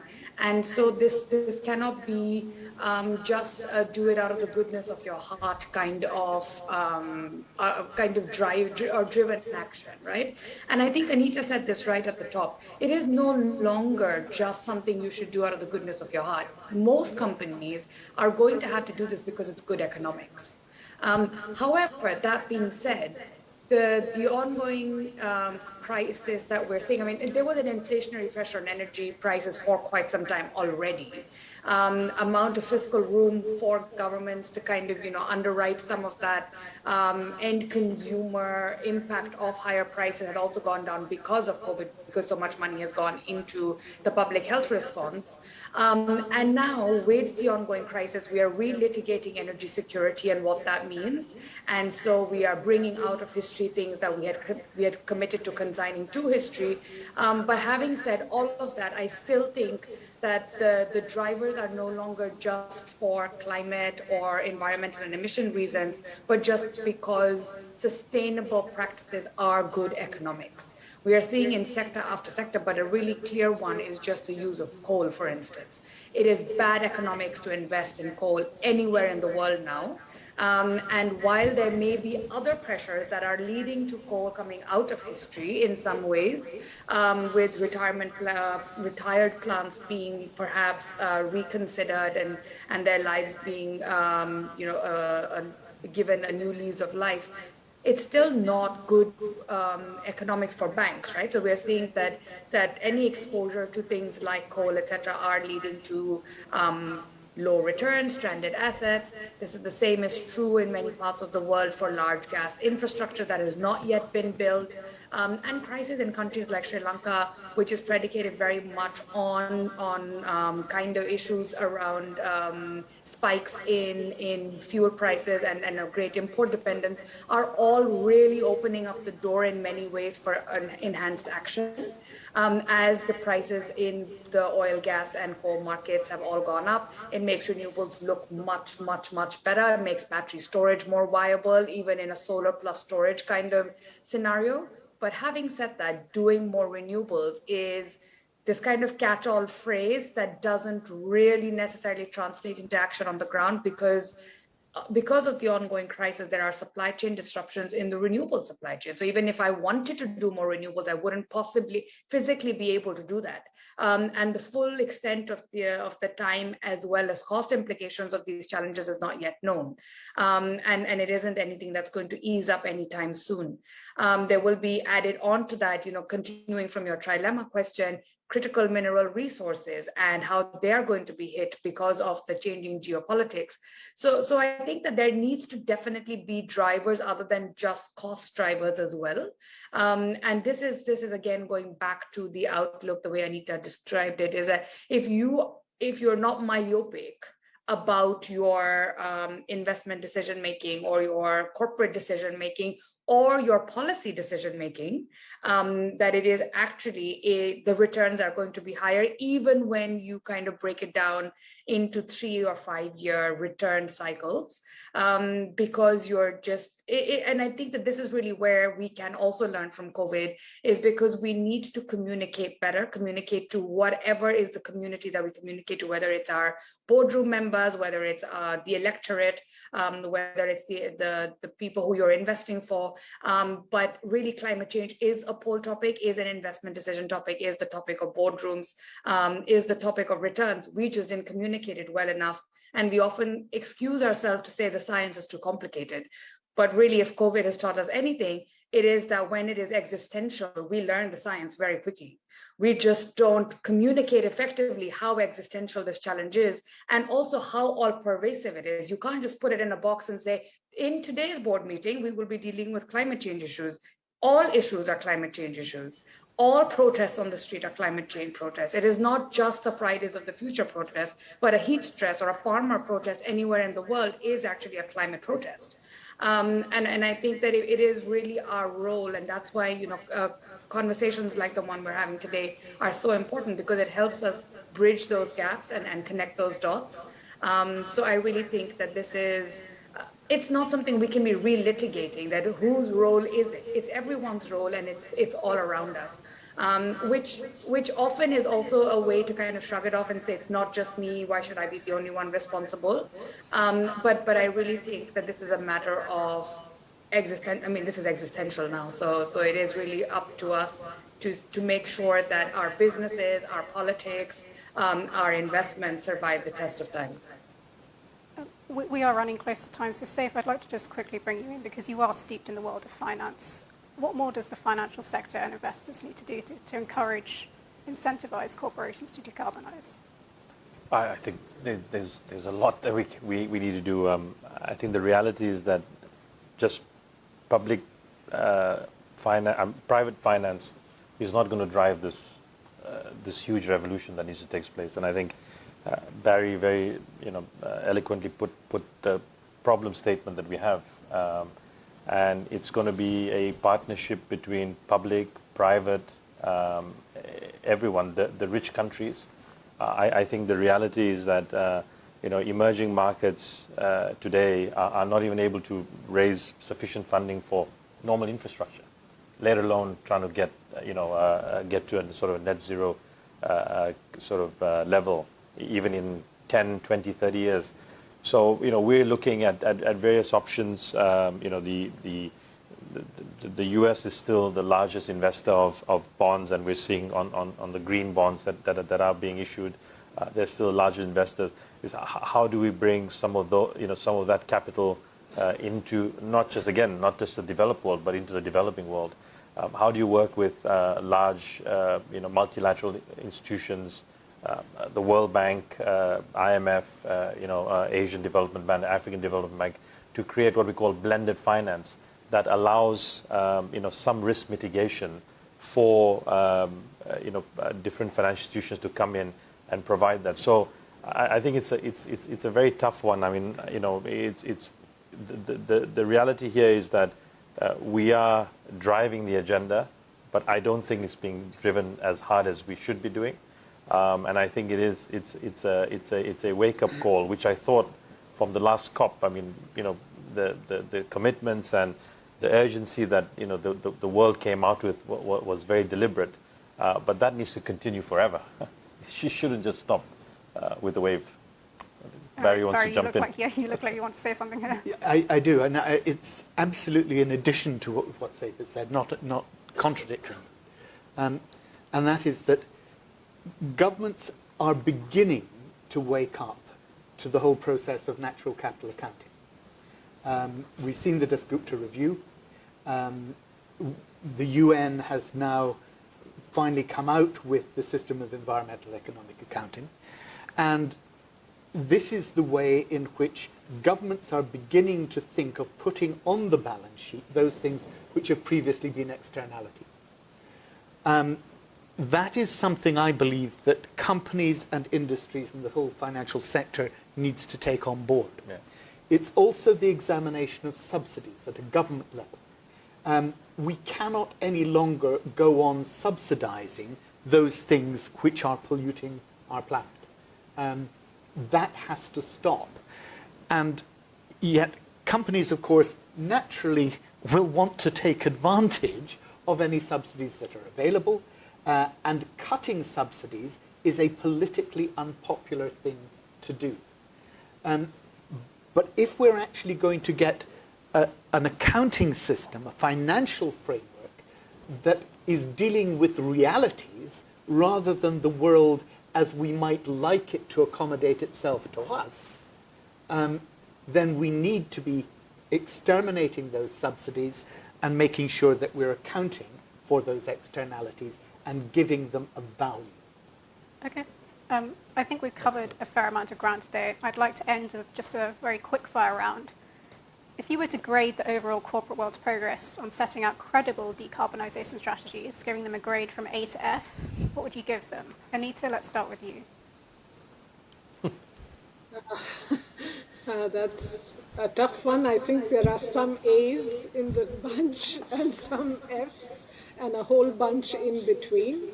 I just want to reiterate Barry's point and say, let's introduce carbon pricing. Kanika, how about you? A to F, how do you rate them?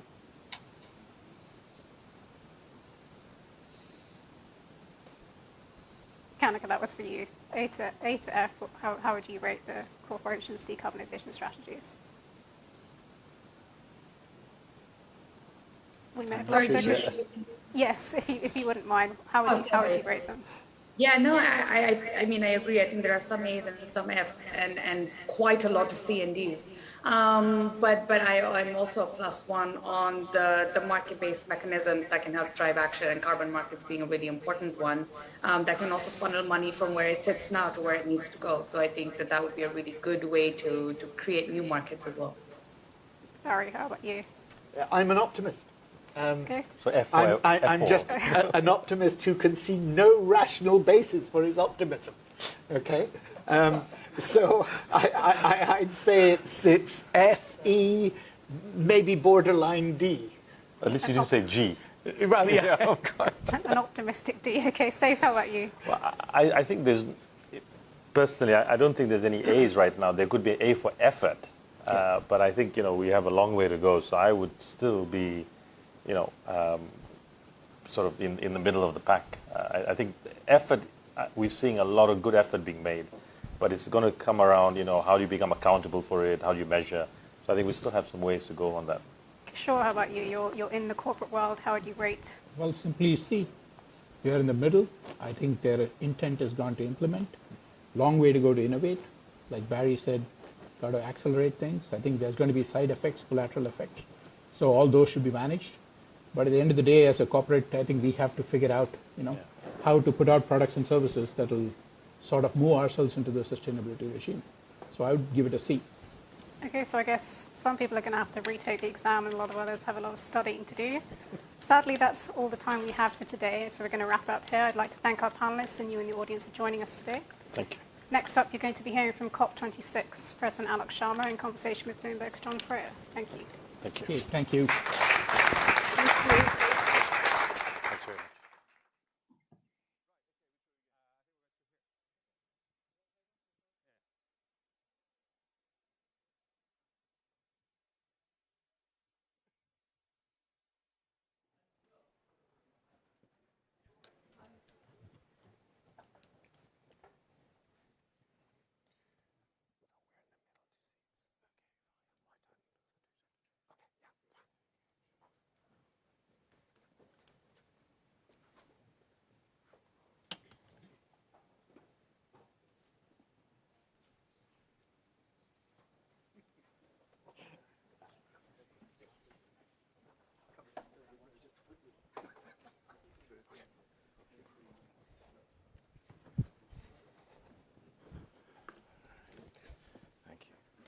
Are these fresh? Or? Yes, they are. Great, thank you.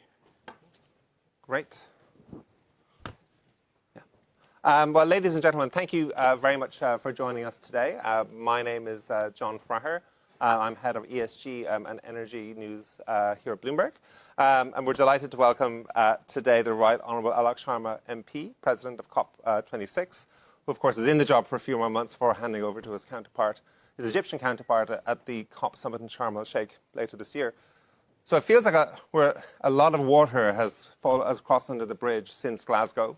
I remember that dark night in November where if you squinted hard enough, we got a deal that just about, to quote your words, kept the pulse of 1.5 degrees Celsius alive. But of course, since then, we've had the horrific invasion of Ukraine and with all the terrible loss of life that's come with that. And in all these conversations, it's important to remember that.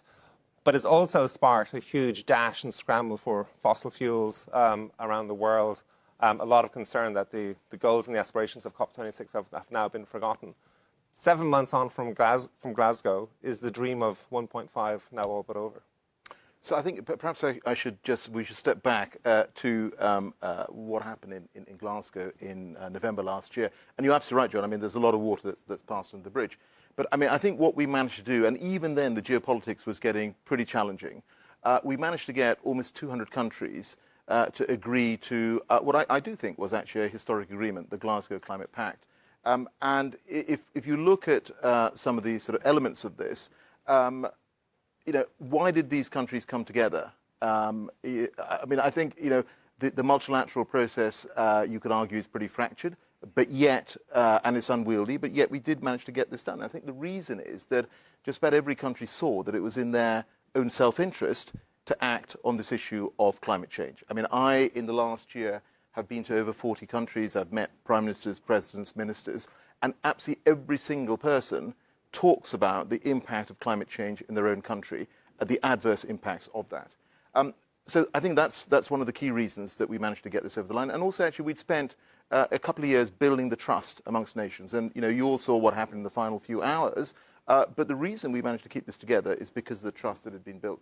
So just to sort of look at what were the key highlights that came out and then to judge them against where we are now. I think the first thing, for the first time ever, we got every country agreed to look again at their 2030 emission reduction target by the end of this year. Normally, it's a 5-year cycle.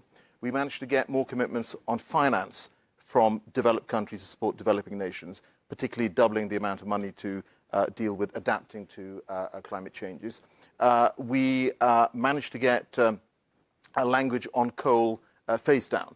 Now, there was obviously a lot of drama in the final few hours on that, but this was the first time at any COP we had got language on coal in the text. I was told, I first raised this over the summer 2021, and I said to my team, guys, we've got to go for this. We've got to get language on coal. And I was told at the time, this is very difficult. It's never happened before.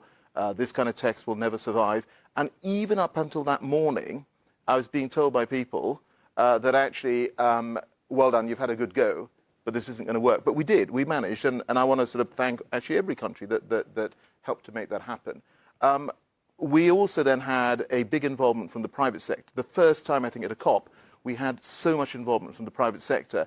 And just to pick out 2 highlights from that, firstly, we had over 5,000 businesses, international businesses, signing up to net zero by 2050 as part of a UN campaign.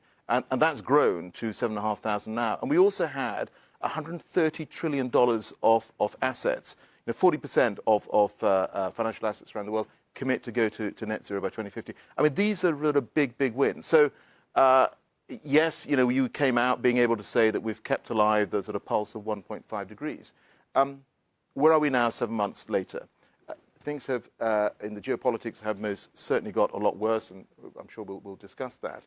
But we have seen some progress, right? So we've got 13 countries have come forward with revised 2030 emission reduction targets, including Australia, where obviously there's been a change of government. They've become a lot more ambitious on climate.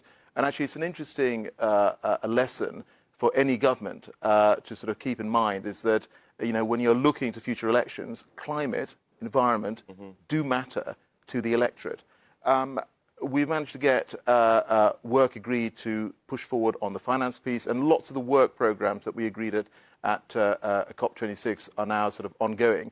I took part in a event hosted by President Biden called the Major Economies Forum, and we had 7 of the big economies saying that they were going to look to revise their 2030 emission reduction targets by the end of this year. So if I look at the scorecard, yes, there has been some progress despite the difficulties, but actually we need to speed this up. We need to go a lot faster and further by the time we get to Sharm el-Sheikh. And the really acid test will be, if you add up all of these commitments that are being made, do they drive the temperature curve downwards or not? That will be the acid test. Well, obviously, I think we've all heard being a climate negotiator requires a high degree of optimism. But for example, just to take today, for example, the G7 is meeting in Bavaria in Germany, and my colleagues in Bloomberg News have reported that in the final communique, we're going to see language where basically the G7 is reopening the door to public investment in natural gas. We're seeing Germany burning coal again. What sort of message do you think that sends? Words matter. One of the great triumphs of Paris was that the market signals that it sent. But do you worry now that the message is being sent that ultimately climate can be put on the back burner? So I think, you talked about the change in geopolitics. So things have changed since February, right? We've got this brutal, unprovoked war from Putin, going into Ukraine. And I have to say, I think, everyone here, whatever their sort of geopolitical views, I think would acknowledge that you can't fail to be moved by the terrible images that we see coming out literally every day from Ukraine. And it's absolutely right and proper that we stand shoulder to shoulder with the people of Ukraine and provide the support going forward as well. But I think one of the things that's happened as a result of this is countries have woken up to the fact that climate and environment security are totally interlinked with energy and indeed national security. I mean, what I think lots of countries who have been reliant on Russian hydrocarbons have understood is that you cannot rely on fossil fuels, particularly where they're controlled by a hostile actor. So, as countries are looking to wean themselves off Russian hydrocarbons as fast as they can, yes, you are seeing more use of fossil fuels to meet countries' immediate needs. And as a cabinet minister in a government, the one thing you understand is that you've got to do everything you can to ensure that the lights stay on, that the businesses work, that factories operate, and therefore meeting your immediate energy needs is understandable. But I think what that does do is allow countries the space to accelerate on renewables. And actually, that's what you are also seeing. You've seen the pronouncements from Germany, from others. The UK, we published our own British energy security strategy. It's all about a big expansion of clean energy. And what we have said is that by 2030, 95% of all electricity will come from low-carbon sources and 100% by 2035. Germany, for instance, has said that by 2035, 100% of their electricity will be from renewables. So I think you are seeing a big push on renewables at the same time as to meet immediate energy needs. You may well see more fossil fuels being used. But when you sit in on those, when you take part in those cabinet meetings here in the UK, and there's all this talk about finding new sources of fossil fuel, we're drilling in the North Sea again. How much do you worry about what's called fossil fuel lock-in? Well, and of course, I think that is a big challenge. But actually, it's the other side of the coin is that if you're a private sector organization looking to invest now in assets that may produce energy in some years from now, what you also have to factor in is whether or not you might eventually end up with stranded assets. I mean, if the pace of renewables is going to be as fast as many countries want, I think that's a judgment call that any private sector investor also has to make. I mean, the point I'm sort of making is that I think it's completely understandable to meet your immediate energy needs. You may need to do more fossil, you may need to do more coal, but I think that the long-term direction, the trajectory is pretty clear, certainly from a UK government point of view. I mean, we have built in a very short period of time the second biggest offshore wind sector in the world, and we're going to quintuple 5 times the size that we currently have by 2030. Same with solar, big push on nuclear, big push on hydrogen, and you're seeing this replicated around the world as well. Before we move on to the outlook for COP27, just getting back to the coal question, as you said, it was a huge part of Glasgow, but I think we all know, we all saw how dramatically on that final evening the wording was watered down. I think it was phase out and then phase down, and now people are worried about phasing back in. And as I said earlier, we see Germany burning coal again. How much harder does it make your job as a climate negotiator to persuade developing countries to turn away from coal? And India is obviously the top of the conversation here today, and we'll get onto that later. How much harder does it make your job when the developed world is going back to coal as you try to convince the developing world to turn away from it? Yep. So I think it's also, let's look back at last year and sort of see what we got over the line. So we had the UK chaired the G7, Italy, who we did COP26 with, chaired the G20. And I remember last year in the G7 climate and energy and environment ministers meeting, we had a sort of a big discussion around ending international support for coal from the G7. We managed to get that over the line, and again, lots of people didn't think we would do that. In July, I was in Milan for a similar meeting of G20 ministers, and at that point, we weren't able to persuade all the colleagues around the table that the G20 should also agree to stop international financing for coal. By the time we got to the G20 leaders, we managed to get that over the line as well. And actually, I think that will have a pretty profound effect, in the sense that if international financing from the biggest economies in coal in other countries is not taking place, and the move is towards renewables, I think that will make a big difference. I mean, you were talking about the G7. I'm not going to comment on text that will come at some point. Let me just sort of take you back to the meeting that I had a few weeks ago in Berlin, where we had, again, the climate, energy, environment ministers together. And there were two key things that came out of that. The first is that all the G7 agreed that we would phase out domestic coal. Phase out domestic coal. And by the way, in the UK, we've managed to go from 40% of our electricity coming from coal in 2012 to just a few percentage points now, and we are still on track to phase out all coal from our electricity mix by October 2024. And we also then, at the G7 ministers' meeting, also agreed that we would end international fossil fuel financing by the end of 2022. Yes, there'll be some exemptions, but I mean, those are sort of big commitments. And everyone looks to see what is going on right now.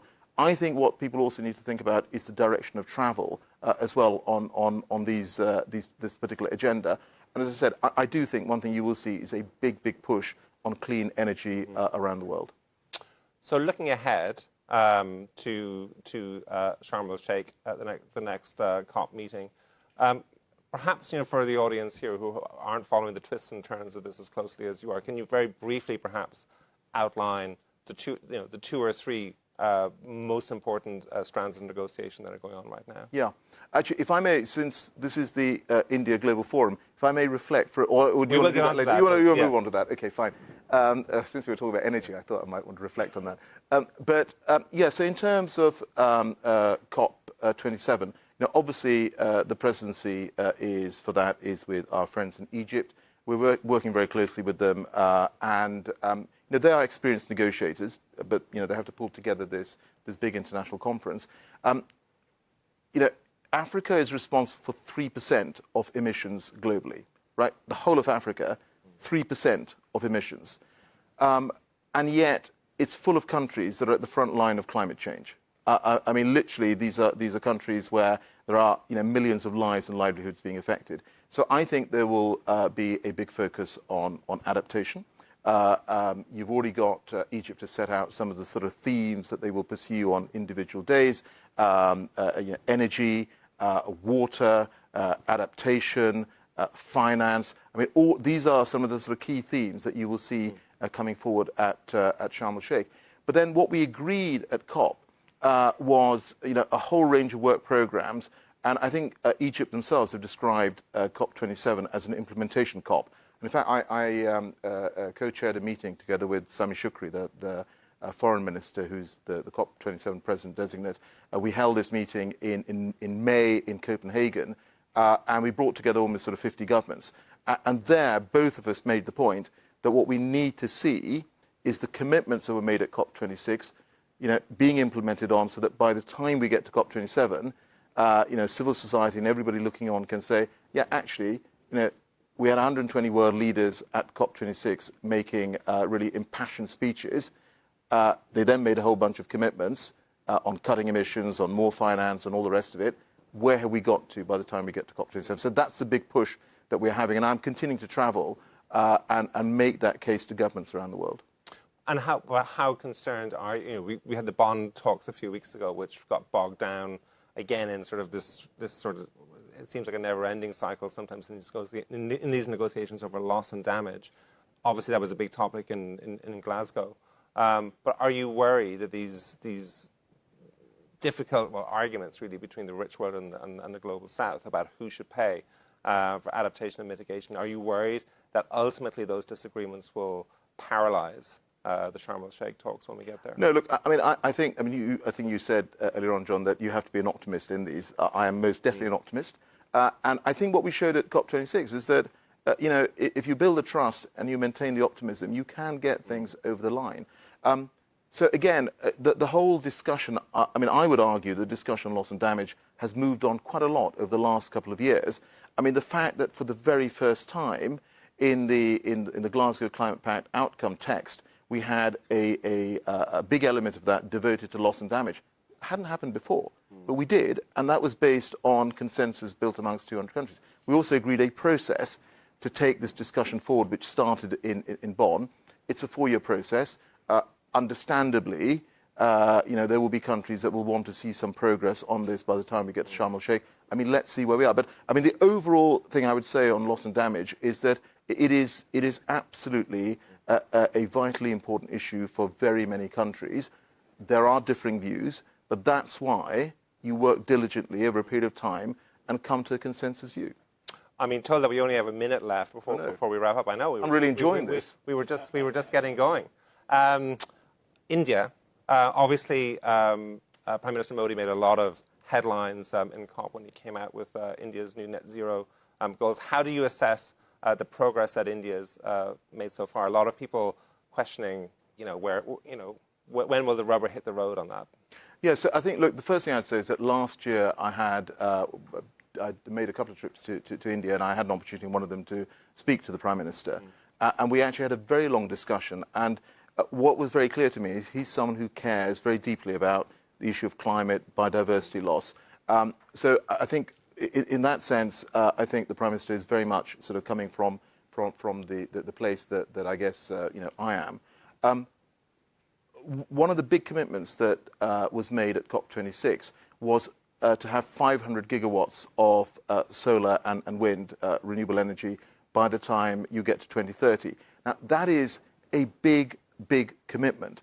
And if India is able to deliver that, that will make a sort of a huge difference in terms of obviously cutting emissions, but also demonstrating that it is possible to have a big move on a clean energy transition. And one of the things that we've been working on is a just energy transition partnership with India, and we announced that G7 made an announcement on this formally in the last couple of days, where we worked with South Africa on ensuring that we can deploy $8.5 billion to support them to move from coal to clean energy. And we've just announced that India will be one of the countries that we are also working with to ensure that there is financial support available to make that transition. So what I would say to you is that 500 gigawatts is really impressive. And actually, if that could be included as part of the emission reduction targets that India has for 2030, I think that will make a big difference. But presumably a deal with India will require, in terms of the money, will require orders of magnitude more than the amount of money. I think it's 8.5 billion is the South Africa package. Yeah. Are you optimistic? I mean, that seems. Are you optimistic we'll actually get that? Well, so I think the first thing to say is that I don't think this is a question of sort of turning a switch on and off overnight, right? This is a process that takes place over a period of years, and also in the case of South Africa, if you talk to the South African government, I was there last week. $8.5 billion is the start of the process. So I think the same way, there's a lot you can do to get things started in India as well. There's a real commitment on the part of the Indian government to work with us on this, and there's real commitment on the part of the rest of the G7 to do this. And again, I'm an optimist. I think we'll get there. Two quick questions before we get dragged off the stage. We're probably going over time. We've established that you're an optimist, but being a realist at the same time, what does realistic success at COP27 actually look like? So I think if we can get to COP27 and we can look at all the commitments that were made, and we're able to say, the independent analysis this is that we have managed to turn the curve downwards in terms of where global warming might be by the end of the century, I think that will be a positive thing. I mean, just remember, since we reflect on this, is that before Paris, the science was telling us we were heading towards 4 degrees plus of global warming by the end of the century. After Paris, with the commitments we got, the science said it was around 3 degrees. As a result of the commitments that were made at COP26, if all of those commitments are delivered upon, you're heading towards below 2 degrees, right? Now, I mean, that is movement. That is movement. And we have the technologies available to make the change. Wind, solar, prices have come down significantly over the last 10 years. You've got electric vehicles. There's a whole bunch of technologies already which are developed, which can help us make this transition. But going back to this point about developed and developing countries, I don't think that any developed nation can say to a developing country, you must curb your growth and you must curb your energy needs. I think what we have to do is to support them to make that clean energy transition, which is what we're doing with South Africa, and we want to do with India and Indonesia and Vietnam and Senegal and other countries as well. Thank you very much. And I'd like to close with one final personal question. What's next for you? So you're in this job for another few months. You have been linked in the press to be the next head of the UN's Climate Change Secretariat. I think the closing date for applications was last week. Is that a role you'd be interested in? Well, if I can put it like this, that I am fully committed to this role, and I will keep going on this until November the 6th. And then, frankly, in terms of the UK government, that's a matter for the Prime Minister and not for me. That's known as a non-answer, I think, in the press. Well, Alok Sharma, thank you very much for joining us today. Thank you.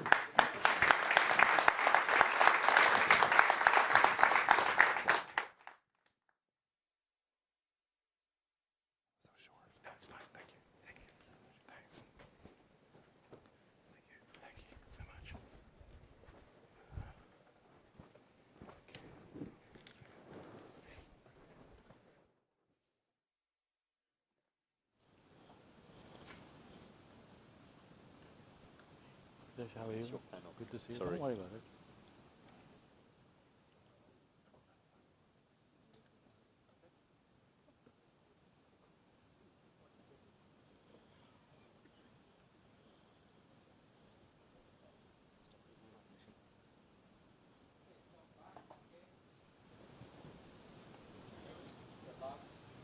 Important speaker of the day. So our speaker need no introduction, Sadhguruji. But as a student of yoga, of philosophy and ecology, it is a fanboy moment for me, and I'm not going to let go this opportunity of not introducing him formally. Today, we are privileged to have with us Sadhguru, a yogi, mystic, best-selling author, a speaker of international renown, and one of the world's most influential voice on ecology. He has been conferred Padma Vibhushan, India's highest annual civilian award, accorded for exceptional and distinguished service. He is the initiator of the world's largest people movement, Save Soil. Sadhguru recently concluded a 30,000-kilometer journey across 27 nations spanning 100 days as a lone motorcyclist across Europe, Central Asia, Middle East, and India.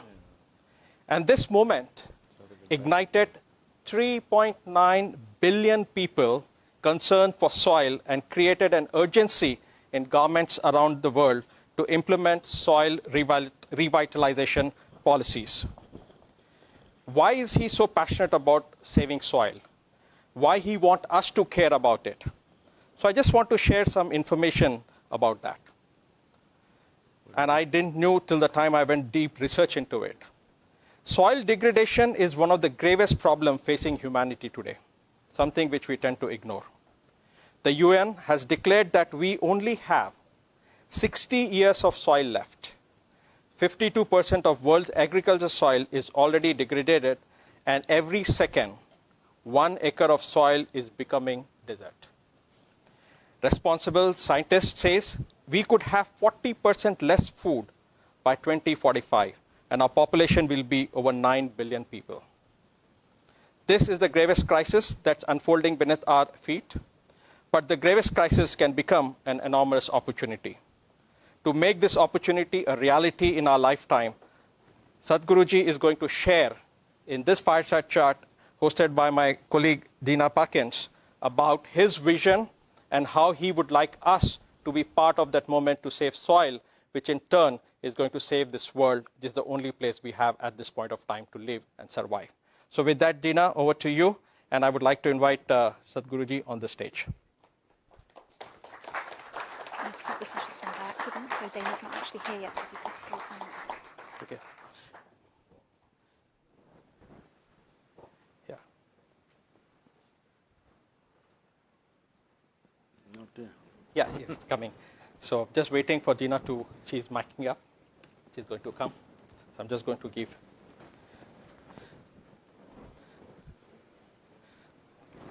So as we have, so let's start the conversation before Dina actually joins. And I had the honor and privilege of spending over 20 minutes with him, which is a God-gift opportunity to have so much time with him than I had. And the passion for soil. Everybody talks about climate. Everybody talks about, different challenges. But you are the one who picked up something which nobody talked about, but listening to you in the last 20 minutes, I'm like completely shaken. So why soil? Why not soil is the question. How can you not talk about soil if you're interested in anything about this planet? If you're concerned about life on this planet, how can you not be interested or concerned about the soil? Because every life that you see, whether it's a worm, insect, bird, animal, tree, human beings, every aspect of life that you see has come from the topsoil, which is just 15 to 18 inches of soil, which contains zillions of microbial life. Microbial life means, in a way, they are miniature human beings. They are the makers of our life. Even today, over 60% of your very body is microbes. Only 40% is your parental genetics, and we're missing the whole point. Because of the narratives that I've picked up on the planet, I've been watching this with concern. Last 30 years I've spoken about soil, but everybody says, Sadhguru, this is fantastic, what you're saying is great, and they sleep on it. So I thought I need to wake them up, and that's why this Save Soil journey, before I'm too old and no good for anything, I had to stir something up. I don't hold any authority in the world in the form of being a minister or any kind. I don't hold any position in the world of any kind. So the only thing is the love and goodwill that I have with people, I thought I'd play on their heartstrings, and I did something risky, which could have cost my life at many points, 30,000 kilometers in 100 days and 697 events along the way. So here I am, alive and in one piece. You may not hold any official positions, but I think I can speak on everybody's behalf here. You stay in our heart, you have a big place in our heart. So, so that's why I said I played on people's heartstrings.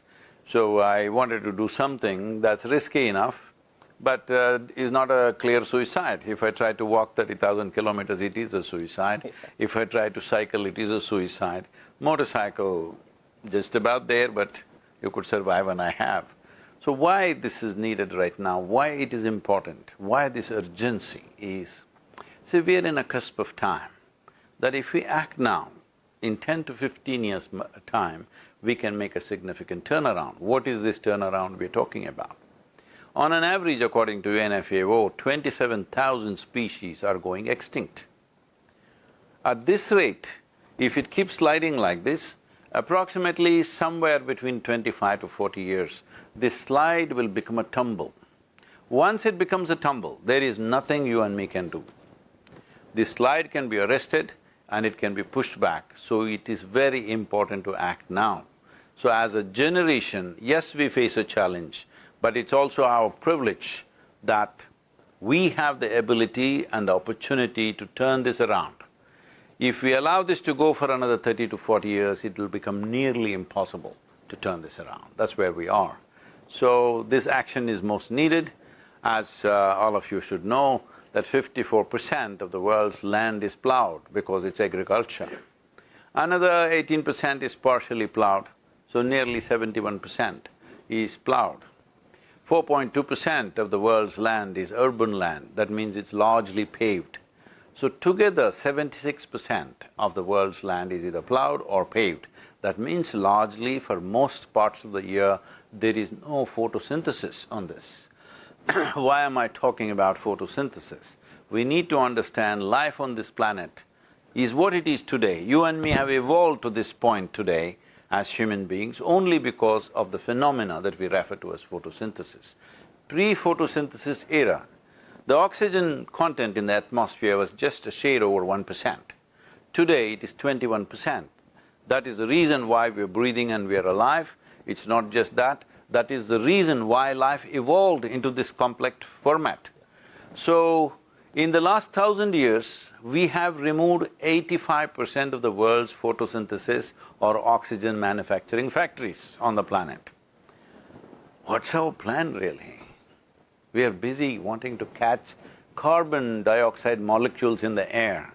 What is the reason? I'm not saying it is not a concern, it is also a concern, a significant concern, I'm not saying no.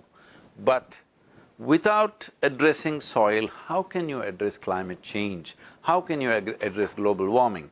If people have to understand what is global warming on a hot day, even in UK, in India it'll be far more distinct. Yeah. If you do this in any tropical country and even here in summer, just go and feel with your hand, you don't need a meter. With your hand feel open soils, what is the temperature? Grassy soil, what is the temperature? Where there are bushes, what is the temperature? Under the trees, what's the temperature? There will be a range of 8 to 12 degrees centigrade difference between unprotected soil to what is under shade. This is climate change. Nearly 35 to 40% of the world's global warming is because of open soils. But why is it that soil is a taboo? Why nobody is mentioning this in any conventions and conferences? What is the idea? Because there's no money in this. It's time we face this up. Yes, there is business to be done, but this is an existential issue. If you don't address this now, you will be very regretful, but this is the opportunity we have. We can either be a responsible generation or a regretful generation. This is the opportunity we have. If we don't do this now, this is not… I'm not a doomsayer, you know me. Yeah. I'm not a doomsayer, but this is serious stuff. If we do not attend to this now, it will not work, and this doesn't take any rocket science kind of technology, this doesn't take any very large financial outlays. It just needs that we change our direction into the right direction and a relentless commitment towards that, and it will happen. So the simple thing is to offer incentives to the farmers, because most of the land, open lands, are owned by farmers. Right now, the shame is not in a single country, not a single nation on the entire planet has the minimum organic content which the UN prescribes. To call soil as soil, there must be minimum 3% organic content. This is the most minimum. But not a single nation has this average as 3%. The highest that you find is in Northern Europe, which is 1.48%. Southern Europe is 1.1%. Below 1% is considered desertification. United States is 1.25%. India is 0.68%. Africa as a continent is 0.3%. By 2030, it is expected that 2/3 of the African land, as a continent I'm speaking, not nations, as a continent, 2/3 of the land will be degraded in Africa. In the last 25 years, we've lost 10% of the world's land for desertification. What else does it take to wake us up? I don't know. Yeah. So, Sadhguruji, I think my colleague Dina is going to join me with the conversation, so she was miking up. Please. Dina? Hello, everyone. So one of the benefits of the fact that we have just kind of swapped around a bit of our agenda is that we get additional time with Sadhguru. And I just wanted to let everybody know that following his address, there will be a final panel on some of the topics that we've been discussing here today. So this room I'm jealous of because they've gotten additional time to hear more about what you're discussing around soil and how, well, I mean, how we hopefully are at an inflection point. You're saying nobody's talking about it, but increasingly biodiversity and soil are coming to the forefront, and you've been a big part of that. So let's discuss your 100-day journey, where you started, where you finished. So you started over here, you traveled across. So this is the thing, I took 100 days to get to southern India. Now I got here in less than 10 hours. But you galvanized people along the way. So why the journey? Why 100 days on a motorbike? 100 days, it takes that much to cover the distance. Motorcycle, I already explained to them why. Because I don't hold any authority in the world, any position in the world. The only thing is people's love and goodwill. So I played on that by riding a motorcycle and depicting that journey, because there were any number of moments of great danger. So when people saw that, they all sat up. Today, the level of response in the world is some of the agencies in the United States are saying that by 23rd of June, we have touched more than 3.91 billion people. Never before probably any moment has done that.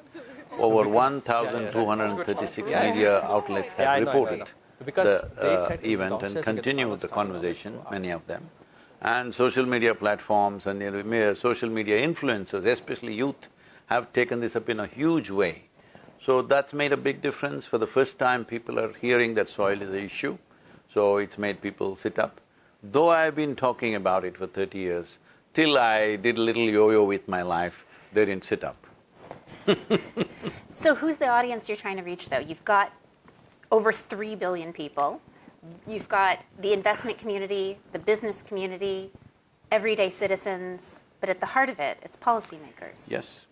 See, we need to understand this. Tell me in which nation 60% of adult population has ever stood up and expressed their concern for long-term well-being of their nations, have expressed their concern that we are concerned about our children's future. No, they want a reduction in gas price, that happens. They want a little discount on their income tax, that happens, this and that. This is happening. I'm not saying these things are not important, it's important for daily life. But this is an existential issue.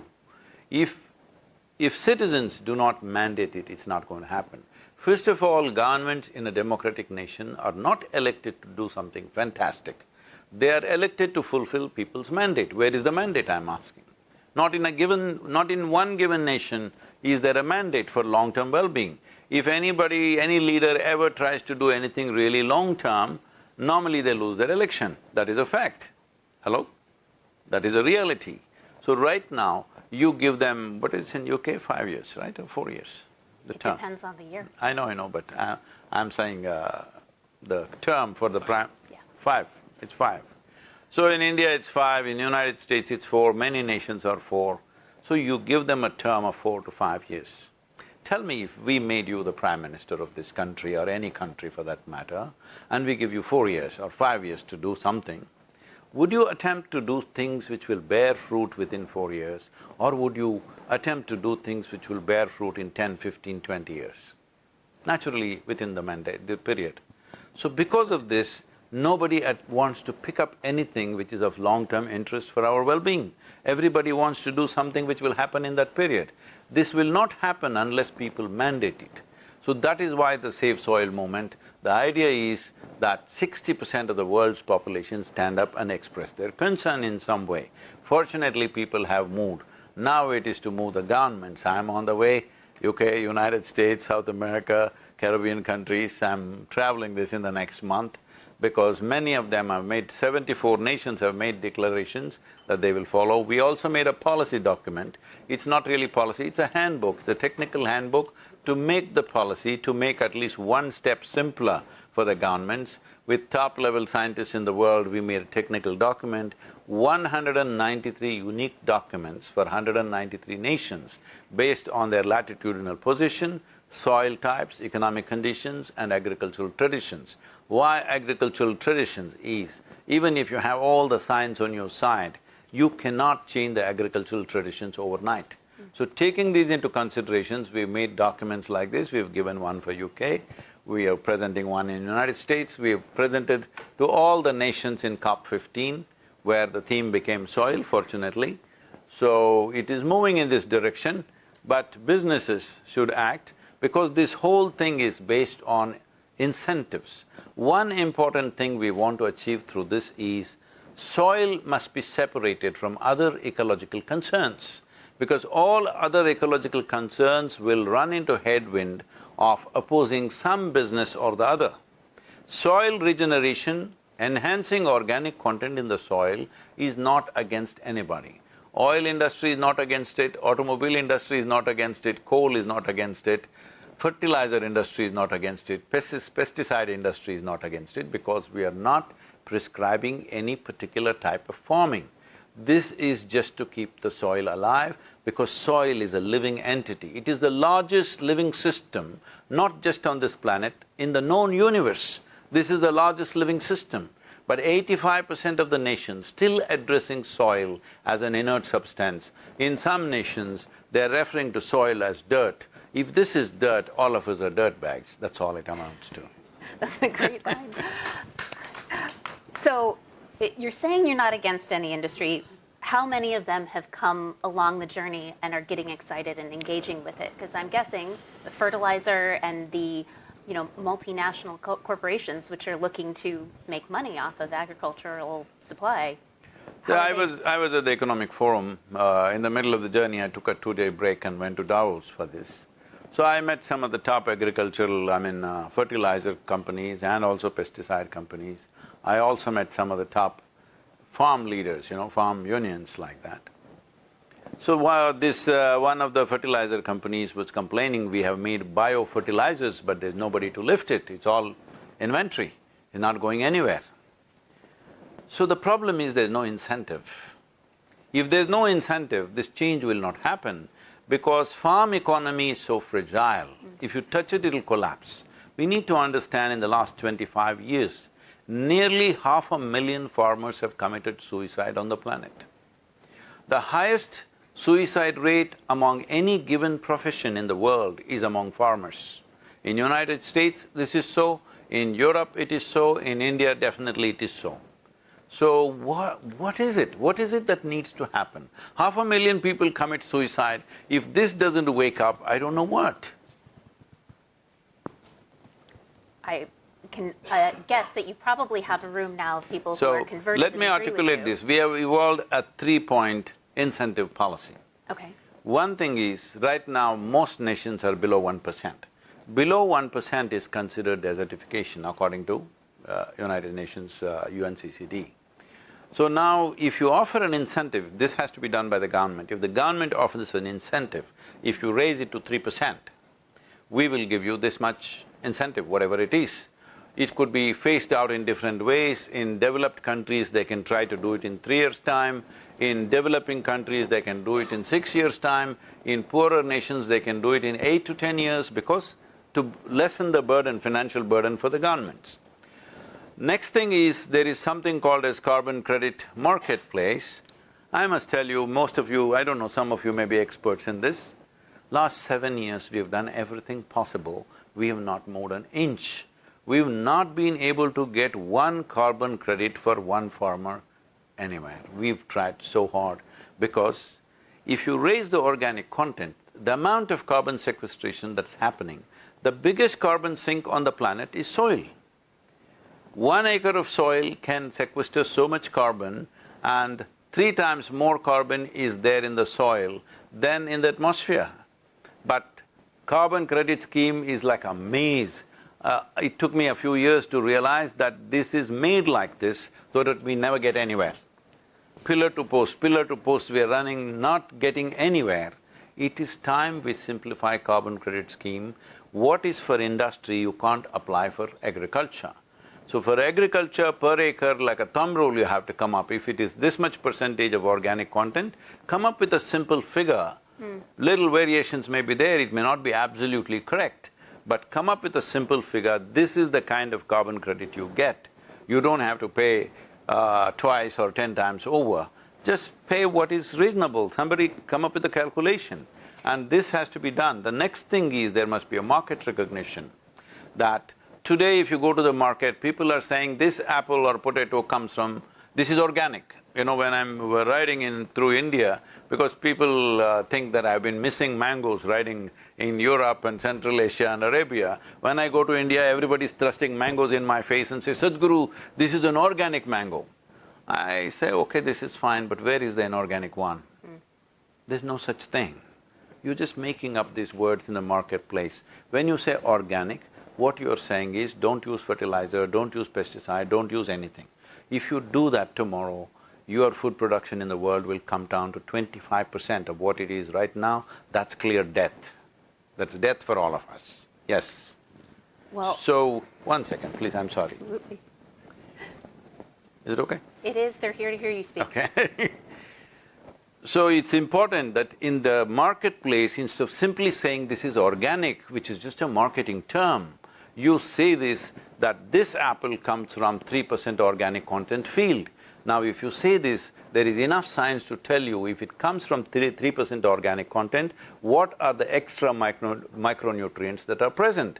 What are the health benefits? What are the preventive health benefits? What is the load it will reduce on the healthcare system?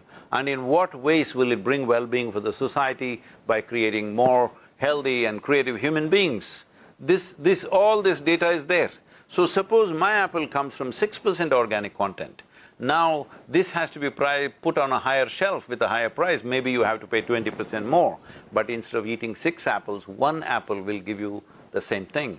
Right now, every data is showing that if you ate an orange in 1920, how much nutrients you received from that or got from that. Today, if you have to get the same thing, you will have to eat 8 oranges. Is 8 oranges practical in your breakfast, I'm asking? No, it's more than my 5 a day. There we go. Okay. Well, so I think the point that you're making, you're out here educating all of us, but action is what makes change. So, Isha Foundation, Save Soil, where do people go next? What do you want them to do as we close? One important thing is your influence in the governments must be leveraged, that there must be an incentive, first level of incentive. Next thing is businesses are competent to break the carbon credit puzzle, all right? And the next thing is to brand organic content rather than simply saying organic. Organic content in the field. Why I'm talking about organic content, not soil carbon, is simply because if you have to test the carbon, it has to go to the laboratory. Once you create a lab process, it'll never be large scale and sweeping. It has to be on the farm level. Soil organic content could be tested on the farm level. It'll be done right there. So you can sweep this across the planet in a matter of 2 to 3 years' time, and in 8 to 10 years, a significant turnaround can happen. Now, this is not just about food security, food production. This is the foundation of our life. These are the foundation stones of our life. The organisms are there and they're starving because there's no organic content. And the only 2 sources of organic content you have on this planet, this must be understood, because I see in the cities, in many cities I've gone, everybody thinks there is an app which will produce organic content. The only 2 sources of organic content are plant life and animal life. If you don't bring them back on the farmland, there is no organic content anywhere in the known universe. There isn't. Although incidentally, Sadhguru does have an app. So. It doesn't produce organic. It doesn't. It's grown organically though. I want to thank you so very much for joining and sharing your insights with us here today. All of you, please do bear with us. We had all of this additional time here, which means we want to allow a little extra time for our next panel. Thank you very much, and a round of applause for our speaker.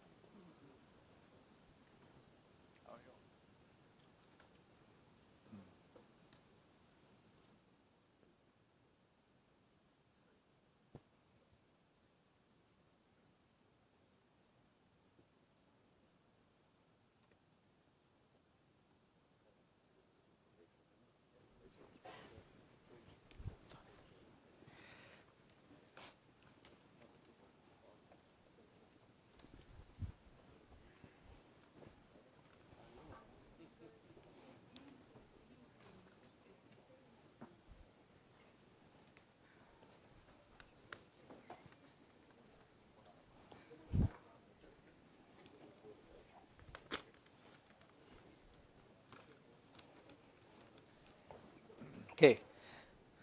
So we are at the final panel for the day. So we are going to do it a bit differently. So we have with us the topic, fighting climate changes through disruptive technologies. So we always talk about technology, climate from the finance perspective, but what we have realized over a period of time, it is technology disruption which is going to make the change happen. So we have 2 gentlemen who I would like to invite on the stage. Mohit Joshi, President, Infosys. and my good friend Rudra Dalmia, Managing Partner, Green Frontier Capital, to take the conversation forward. That's a lot.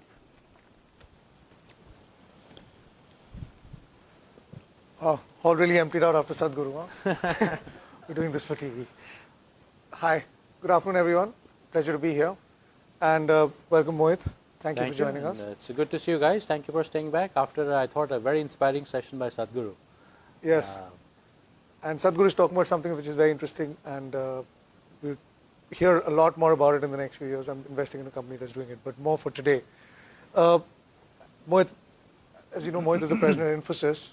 It says at the back here as well, I think. And Mohit, I just wanted to ask you a couple of questions. One, being the digital leader of the digital sort of revolution in India, how does Infosys find itself preparing for the next industrial revolution, the green industrial revolution, and how are you going to prepare yourself for domination in that space? Sure. I think domination and green are two words that we haven't really heard in concert for a long time. And I think we just, more than dominate, we really want to do our part. Obviously, I think the first thing that we have to do is to set an example as a company ourselves. And in that sense, I'm extremely proud of the work that Infosys has done. We already became carbon neutral in 2020 itself, one of the first companies in the world to become carbon neutral.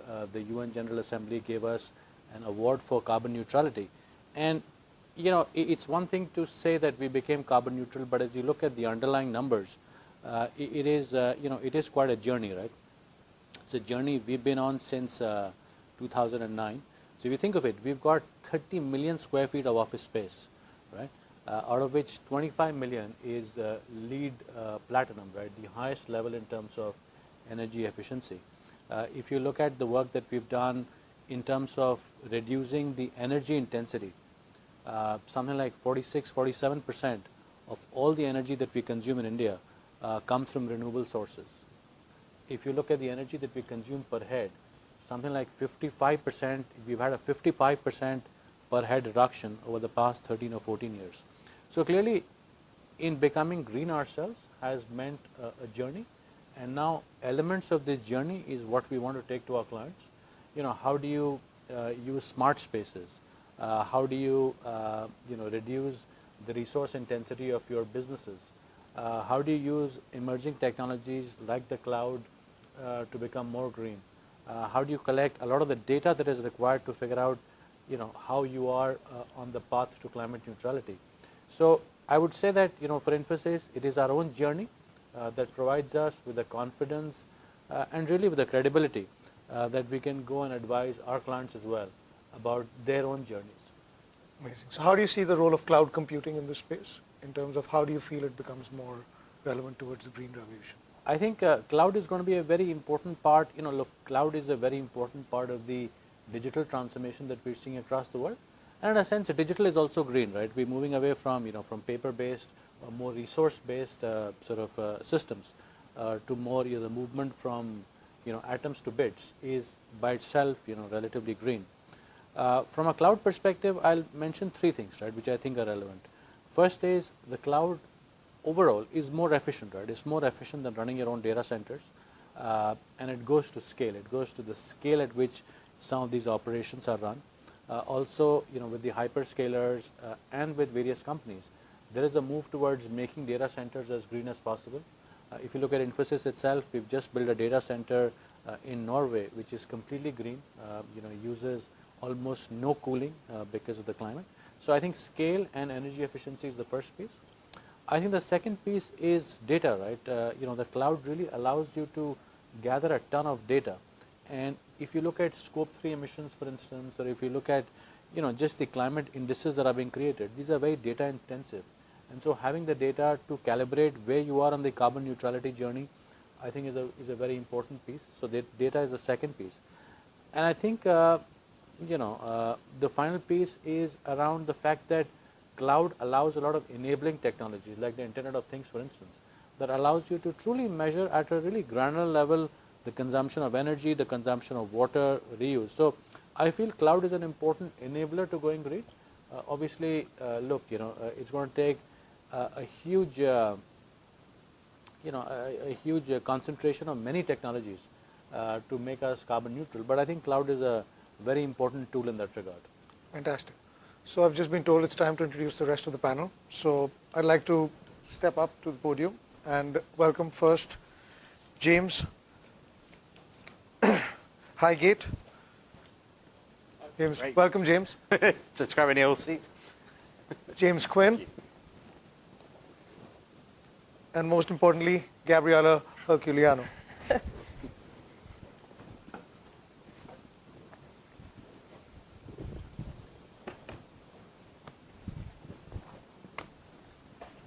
Thank you for waiting, everyone. Sorry we got swapped around, but it was very nice to see Sadhguru's conversation as well. I'd like to start by requesting James to, just quickly give a 1-minute introduction, all of you, about your businesses, what you do, and then we'll jump into questions. Right Sure. on. So James, why don't you go first? Thank you for the kind introduction, and what an honour to be here today.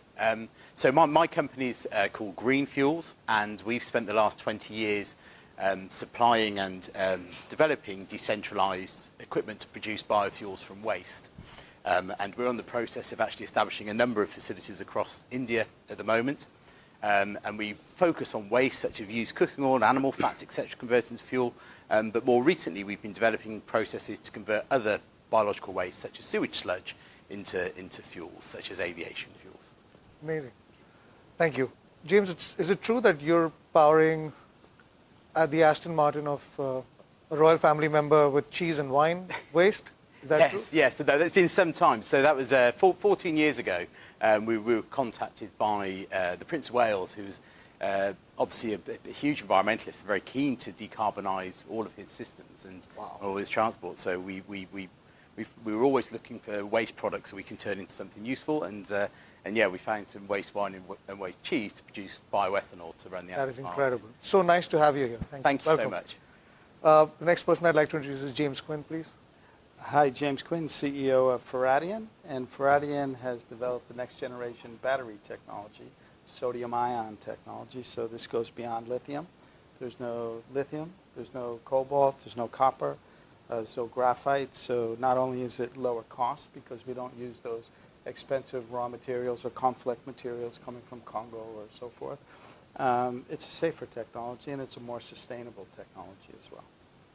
Wow, and you recently did a transaction with an Indian entrepreneur? Yeah, Mr. Mukesh Ambani. So we were acquired by Reliance actually on New Year's Eve. So it's a busy holiday for us time, but a nice way to celebrate the Fantastic. It's nice to see Indian companies, acquiring technologies to help India as well. So I'm sure you're going to be spending a lot of time building this business back in India. Absolutely. Fantastic. Gabriella, would you like to tell a little bit about yourself? Absolutely. I'm delighted to be here. Thank you so much for the invitation. I presume that I was invited to speak today because I run the one and only fund, exchange-traded fund, that represents the theme of distributed renewable energy. We had conviction. The fund is not quite 1 year old. By the way, I'm CEO and co-founder of a London-based green fintech called Like Climate Earth. So this fund is not quite 1 year old, and we had conviction that the energy transition is absolutely inevitable, never going to be orderly. Then therefore, consumers of electricity, which means pretty much all of us other than the 700 million that have no access to electricity at the bottom of the pyramid, we all would struggle with security of supply and predictability of prices. So we do not see the invasion coming, but that just exacerbates the energy crisis and bring the importance of the solutions that are, technical term is behind the meter, everything that happens at the point of consumption. We're all going to become prosumers. We're all going to be able to produce electricity at the point of consumption, and that goes way beyond because we're going to be able to store that electricity, whether that's stationary or using the powerful batteries inside the electric vehicles, which is called vehicles to grid, and then aggregate all of these exciting assets using a lot of technology, 5G, Internet of Things. It's all here. We are already doing that. Those things are not concepts, so that's called virtual power plants. And we're the only fund that represents these incredibly exciting stories, which I think can play a gigantic role as India decarbonizes and brings electricity to more and more parts of the population. So you only invest in public companies? We only invest in public companies. But the money is more needed in the private companies, right? Absolutely. It's a pipeline. That's capitalism at its best, right? That's the flow that you invest in the companies that are private, then they go public, SPAC. We have a lot of companies in our universe that were listed through SPAC structures. And that's capitalism at its best. That's innovation. That's the acceleration that we must see in the space. So how do we create incentives for companies to come in and invest? Because the climate journey is hard and long, right, for all the startups. And these guys have been around, and I mean, he's built a brilliant business and sold, but I'm sure you worked for many, many years to reach the point for Reliance to acquire you, and for, he said 14 years ago he built the 20 years since I Good built God. the first And a lot of the entrepreneurs are used to the digital age of getting funded. And how will they build this pipeline of what are the incentives that are needed in the industry from government and from public companies to build, for entrepreneurs to build out their businesses?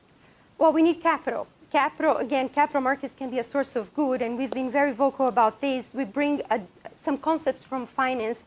Time value of money, $1 in the future is not worth as much as $1 now. Time value of carbon.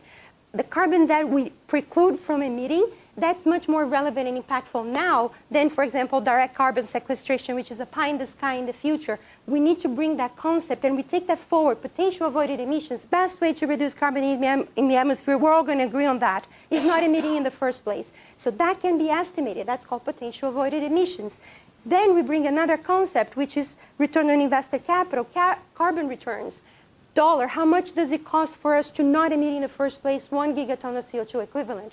So let's use this to underwrite investments, and let's make sure that the capital flows faster towards what really moves the needle. Telepresence moves the needles.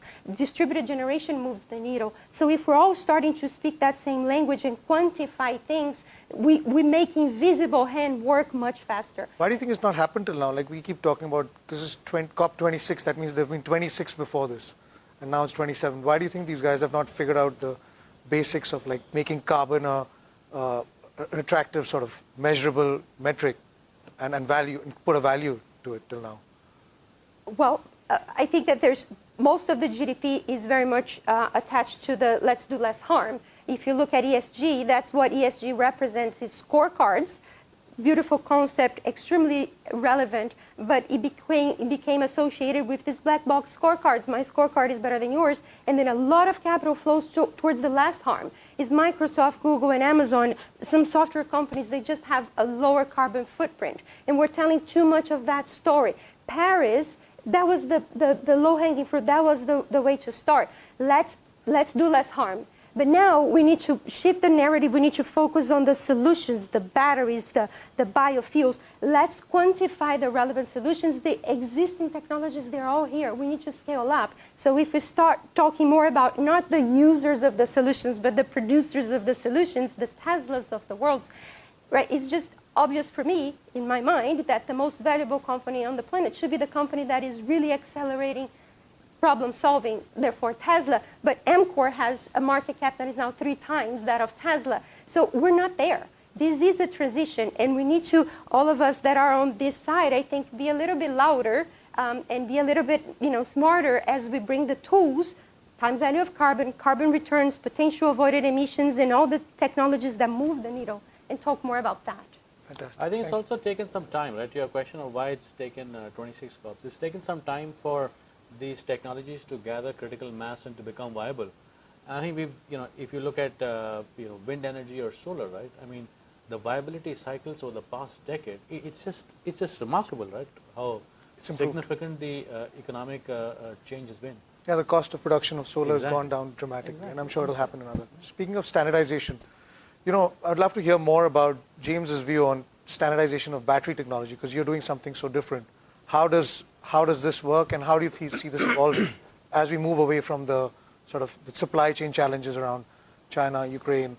How is the world going to sort of deal with this going forward? That's a really good question. It's an interesting question, because the panel's about disruptive technology, and I kind of think disruptive technology is the bane of all manufacturing, right? We want to tweak it and tune it and massage it. We don't want to disrupt it, right? So when I look at sodium-ion technology, I say it's a highly differentiated chemistry, but it's not disruptive from a manufacturing standpoint. We use the exact same infrastructure, same equipment to produce lithium-ion. It's just different chemistries. Like in a cook in your kitchen, you cook Mexican one night, you cook Indian another night. using all the same infrastructure. And I think that's a real advantage for this technology to be able to deploy. I think that's one aspect of it. In terms of standardization, I think you're seeing different models now, and I think technology enables you to innovate not just in the technology itself, but in the business models and the opportunities to bring that out to the market. And I think you're seeing batteries as a service. I think India is a really excellent market opportunity for batteries as a service. You need standards to be able to do that. You need to be able to swap things out and put it in. But I think what's also interesting about that model is it makes it lower cost and easier for the consumer. And but what it does is whoever owns those assets is more concerned about the cost of ownership of those assets, where I think in India in particular it's a very price-driven market. I need the lowest price, lowest cost. But if I own those assets, I'm worried about cost of ownership of those assets, the environmental aspect of those assets. You see in NEO in Norway is actually swapping out batteries on their car. And so I think this technology enables us to look at different kinds of innovations, but you need standards to be able to do that. Fantastic. And just for the young green entrepreneurs out there, how long did it take you to get to your exit? Or if it's not happened, like to this point, how many years has it taken? Because the world has to start thinking about entrepreneurship differently from the digital age, where you could start a company, get acquired by Amazon, get acquired by Google in 2 or 3 years. Now it's going to take longer. It's physical business. It's not going to be, boom, you're out, Series A, Series B. And so how do you see it? How long was it for you? Well, I think for all overnight success, it takes at least 10, 12 years, or something, right? Or 20 years. So, I mean, what does President Kennedy said? We do this not because it's easy, but because it's hard, right? And it takes capital, it takes money, it takes patience and persistence, it takes experience, optimism to be able to do that and to keep doing it. And, we struggled. I mean, we went out to raise a round of capital right at the time Corona hit. I think if you look at my career, every time there was a black swan event, whether it was 2001, whether it was 2008 and 9 and banks were collapsed, I was raising money. So, when are you raising it next? Yeah. So next time I go to raise money, you just did it. You killed the markets. So it was hard. And then I got to say, the biggest battery company in the world, CATL, announced last year that they're going to go into sodium ion, and they explained why. And that really was a key turning point, that people said, okay, this is really mainstream, it's ready for prime time. And I think we were very fortunate to have a company like Reliance and the vision of Mukesh Ambani to come up and champion this kind of technology, because you need a champion to really change things. If you look at what they've done with Jio, in particular the telecom industry, I think India would have had an extremely difficult time through COVID if you didn't have that ability to have data and work from home and be able to do that. And I think you'll see these kinds of transitions happening now in energy as well. Mohit, I had a question, because you see all the industries from your vantage point. What technologies do you see playing the biggest role, going forward in the next 5 years, like for investors, for entrepreneurs? I mean, we keep hearing about battery and these are amazing companies, and I'm sure I'll hear more from them. What do you see? Where do you see the maximum disruption coming in younger companies? Yeah, I think, look, there are a couple of things, right? One is because financial services is such a large part of the overall industry, and because, scope 3 is such a complex issue, I think there are still definitional issues about scope 3. When people are talking about reducing the carbon intensity of their assets by 25%, by 50%, and when companies are being measured by how they meet their performance, I think data is one huge opportunity, right? So the opportunity around data, creating those data sets, I think, we've seen market data opportunity over the past 20 years. Whoever creates the foundational data set that is used for green is going to make billions, right? So that's one clear opportunity. I think the second piece is, if you look at enterprise technology, you look at companies, right? Because my view is largely enterprise technology linked. It's not so much about, the battery industry. From an enterprise technology perspective, smart spaces, right? How do you get more utilization from buildings? Buildings are a huge source of, of carbon and of emissions, right? That's one huge opportunity the industry has to, again, reduce the carbon intensity of your footprint. So I'd say that's the second thing. And the third thing is resource intensity, right? Because resource intensity also goes to the economics of manufacturing businesses. How do we use automation? How do we use tooling? How do we use, the Internet of Things? How do we use 5G to be able to really reduce resource intensity and drive profitability and drive sort of a leaner footprint? Fantastic. And last, the most interesting company that I've met today was a guy who converts garbage to power and to money, then obviously. So if you could tell us a little bit about, Firstly, why is this not?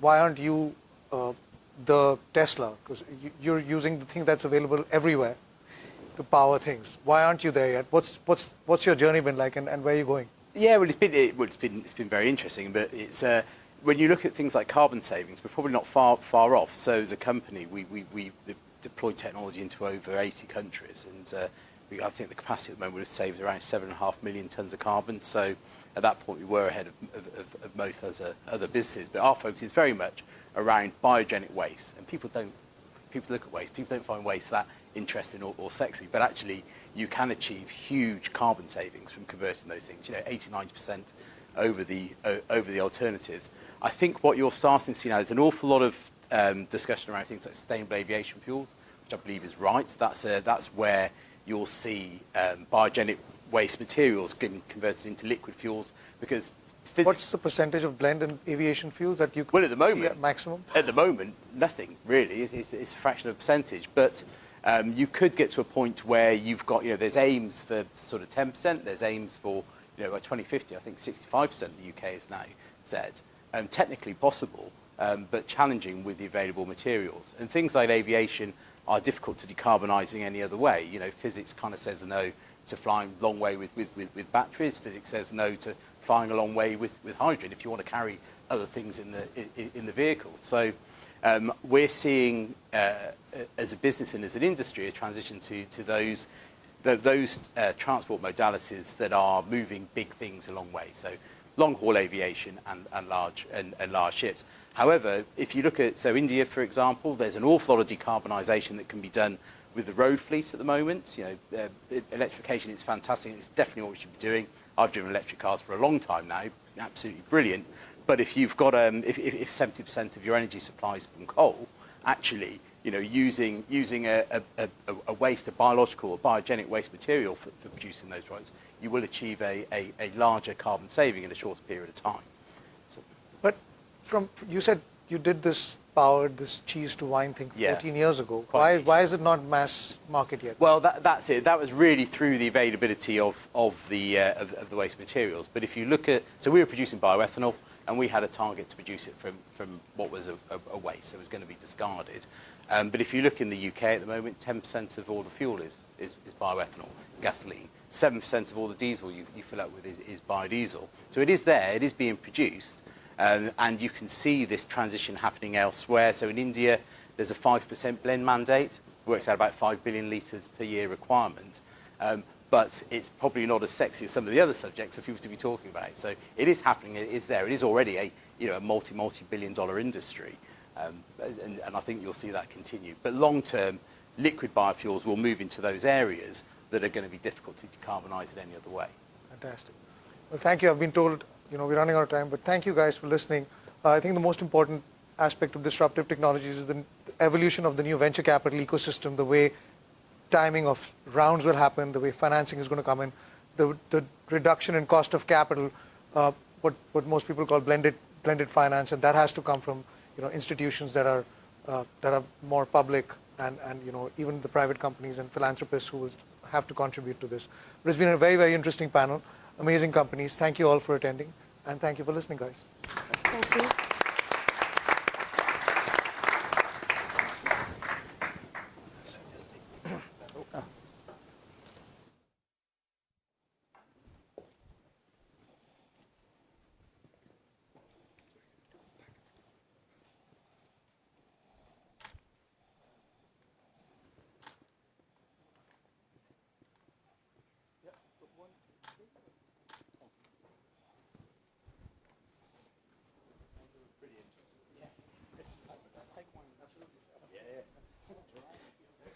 So finally, we come to the end of today's session. And thank you, Mohit. Thank you again. Yeah. So now we take a break for our lunch session. And thank you for listening. I hope you found the conversations quite interesting. We'll have a lot of follow-up discussion right after this and during the course of the year. Thank you for dropping by, and enjoy your lunch. Thank you. We need one.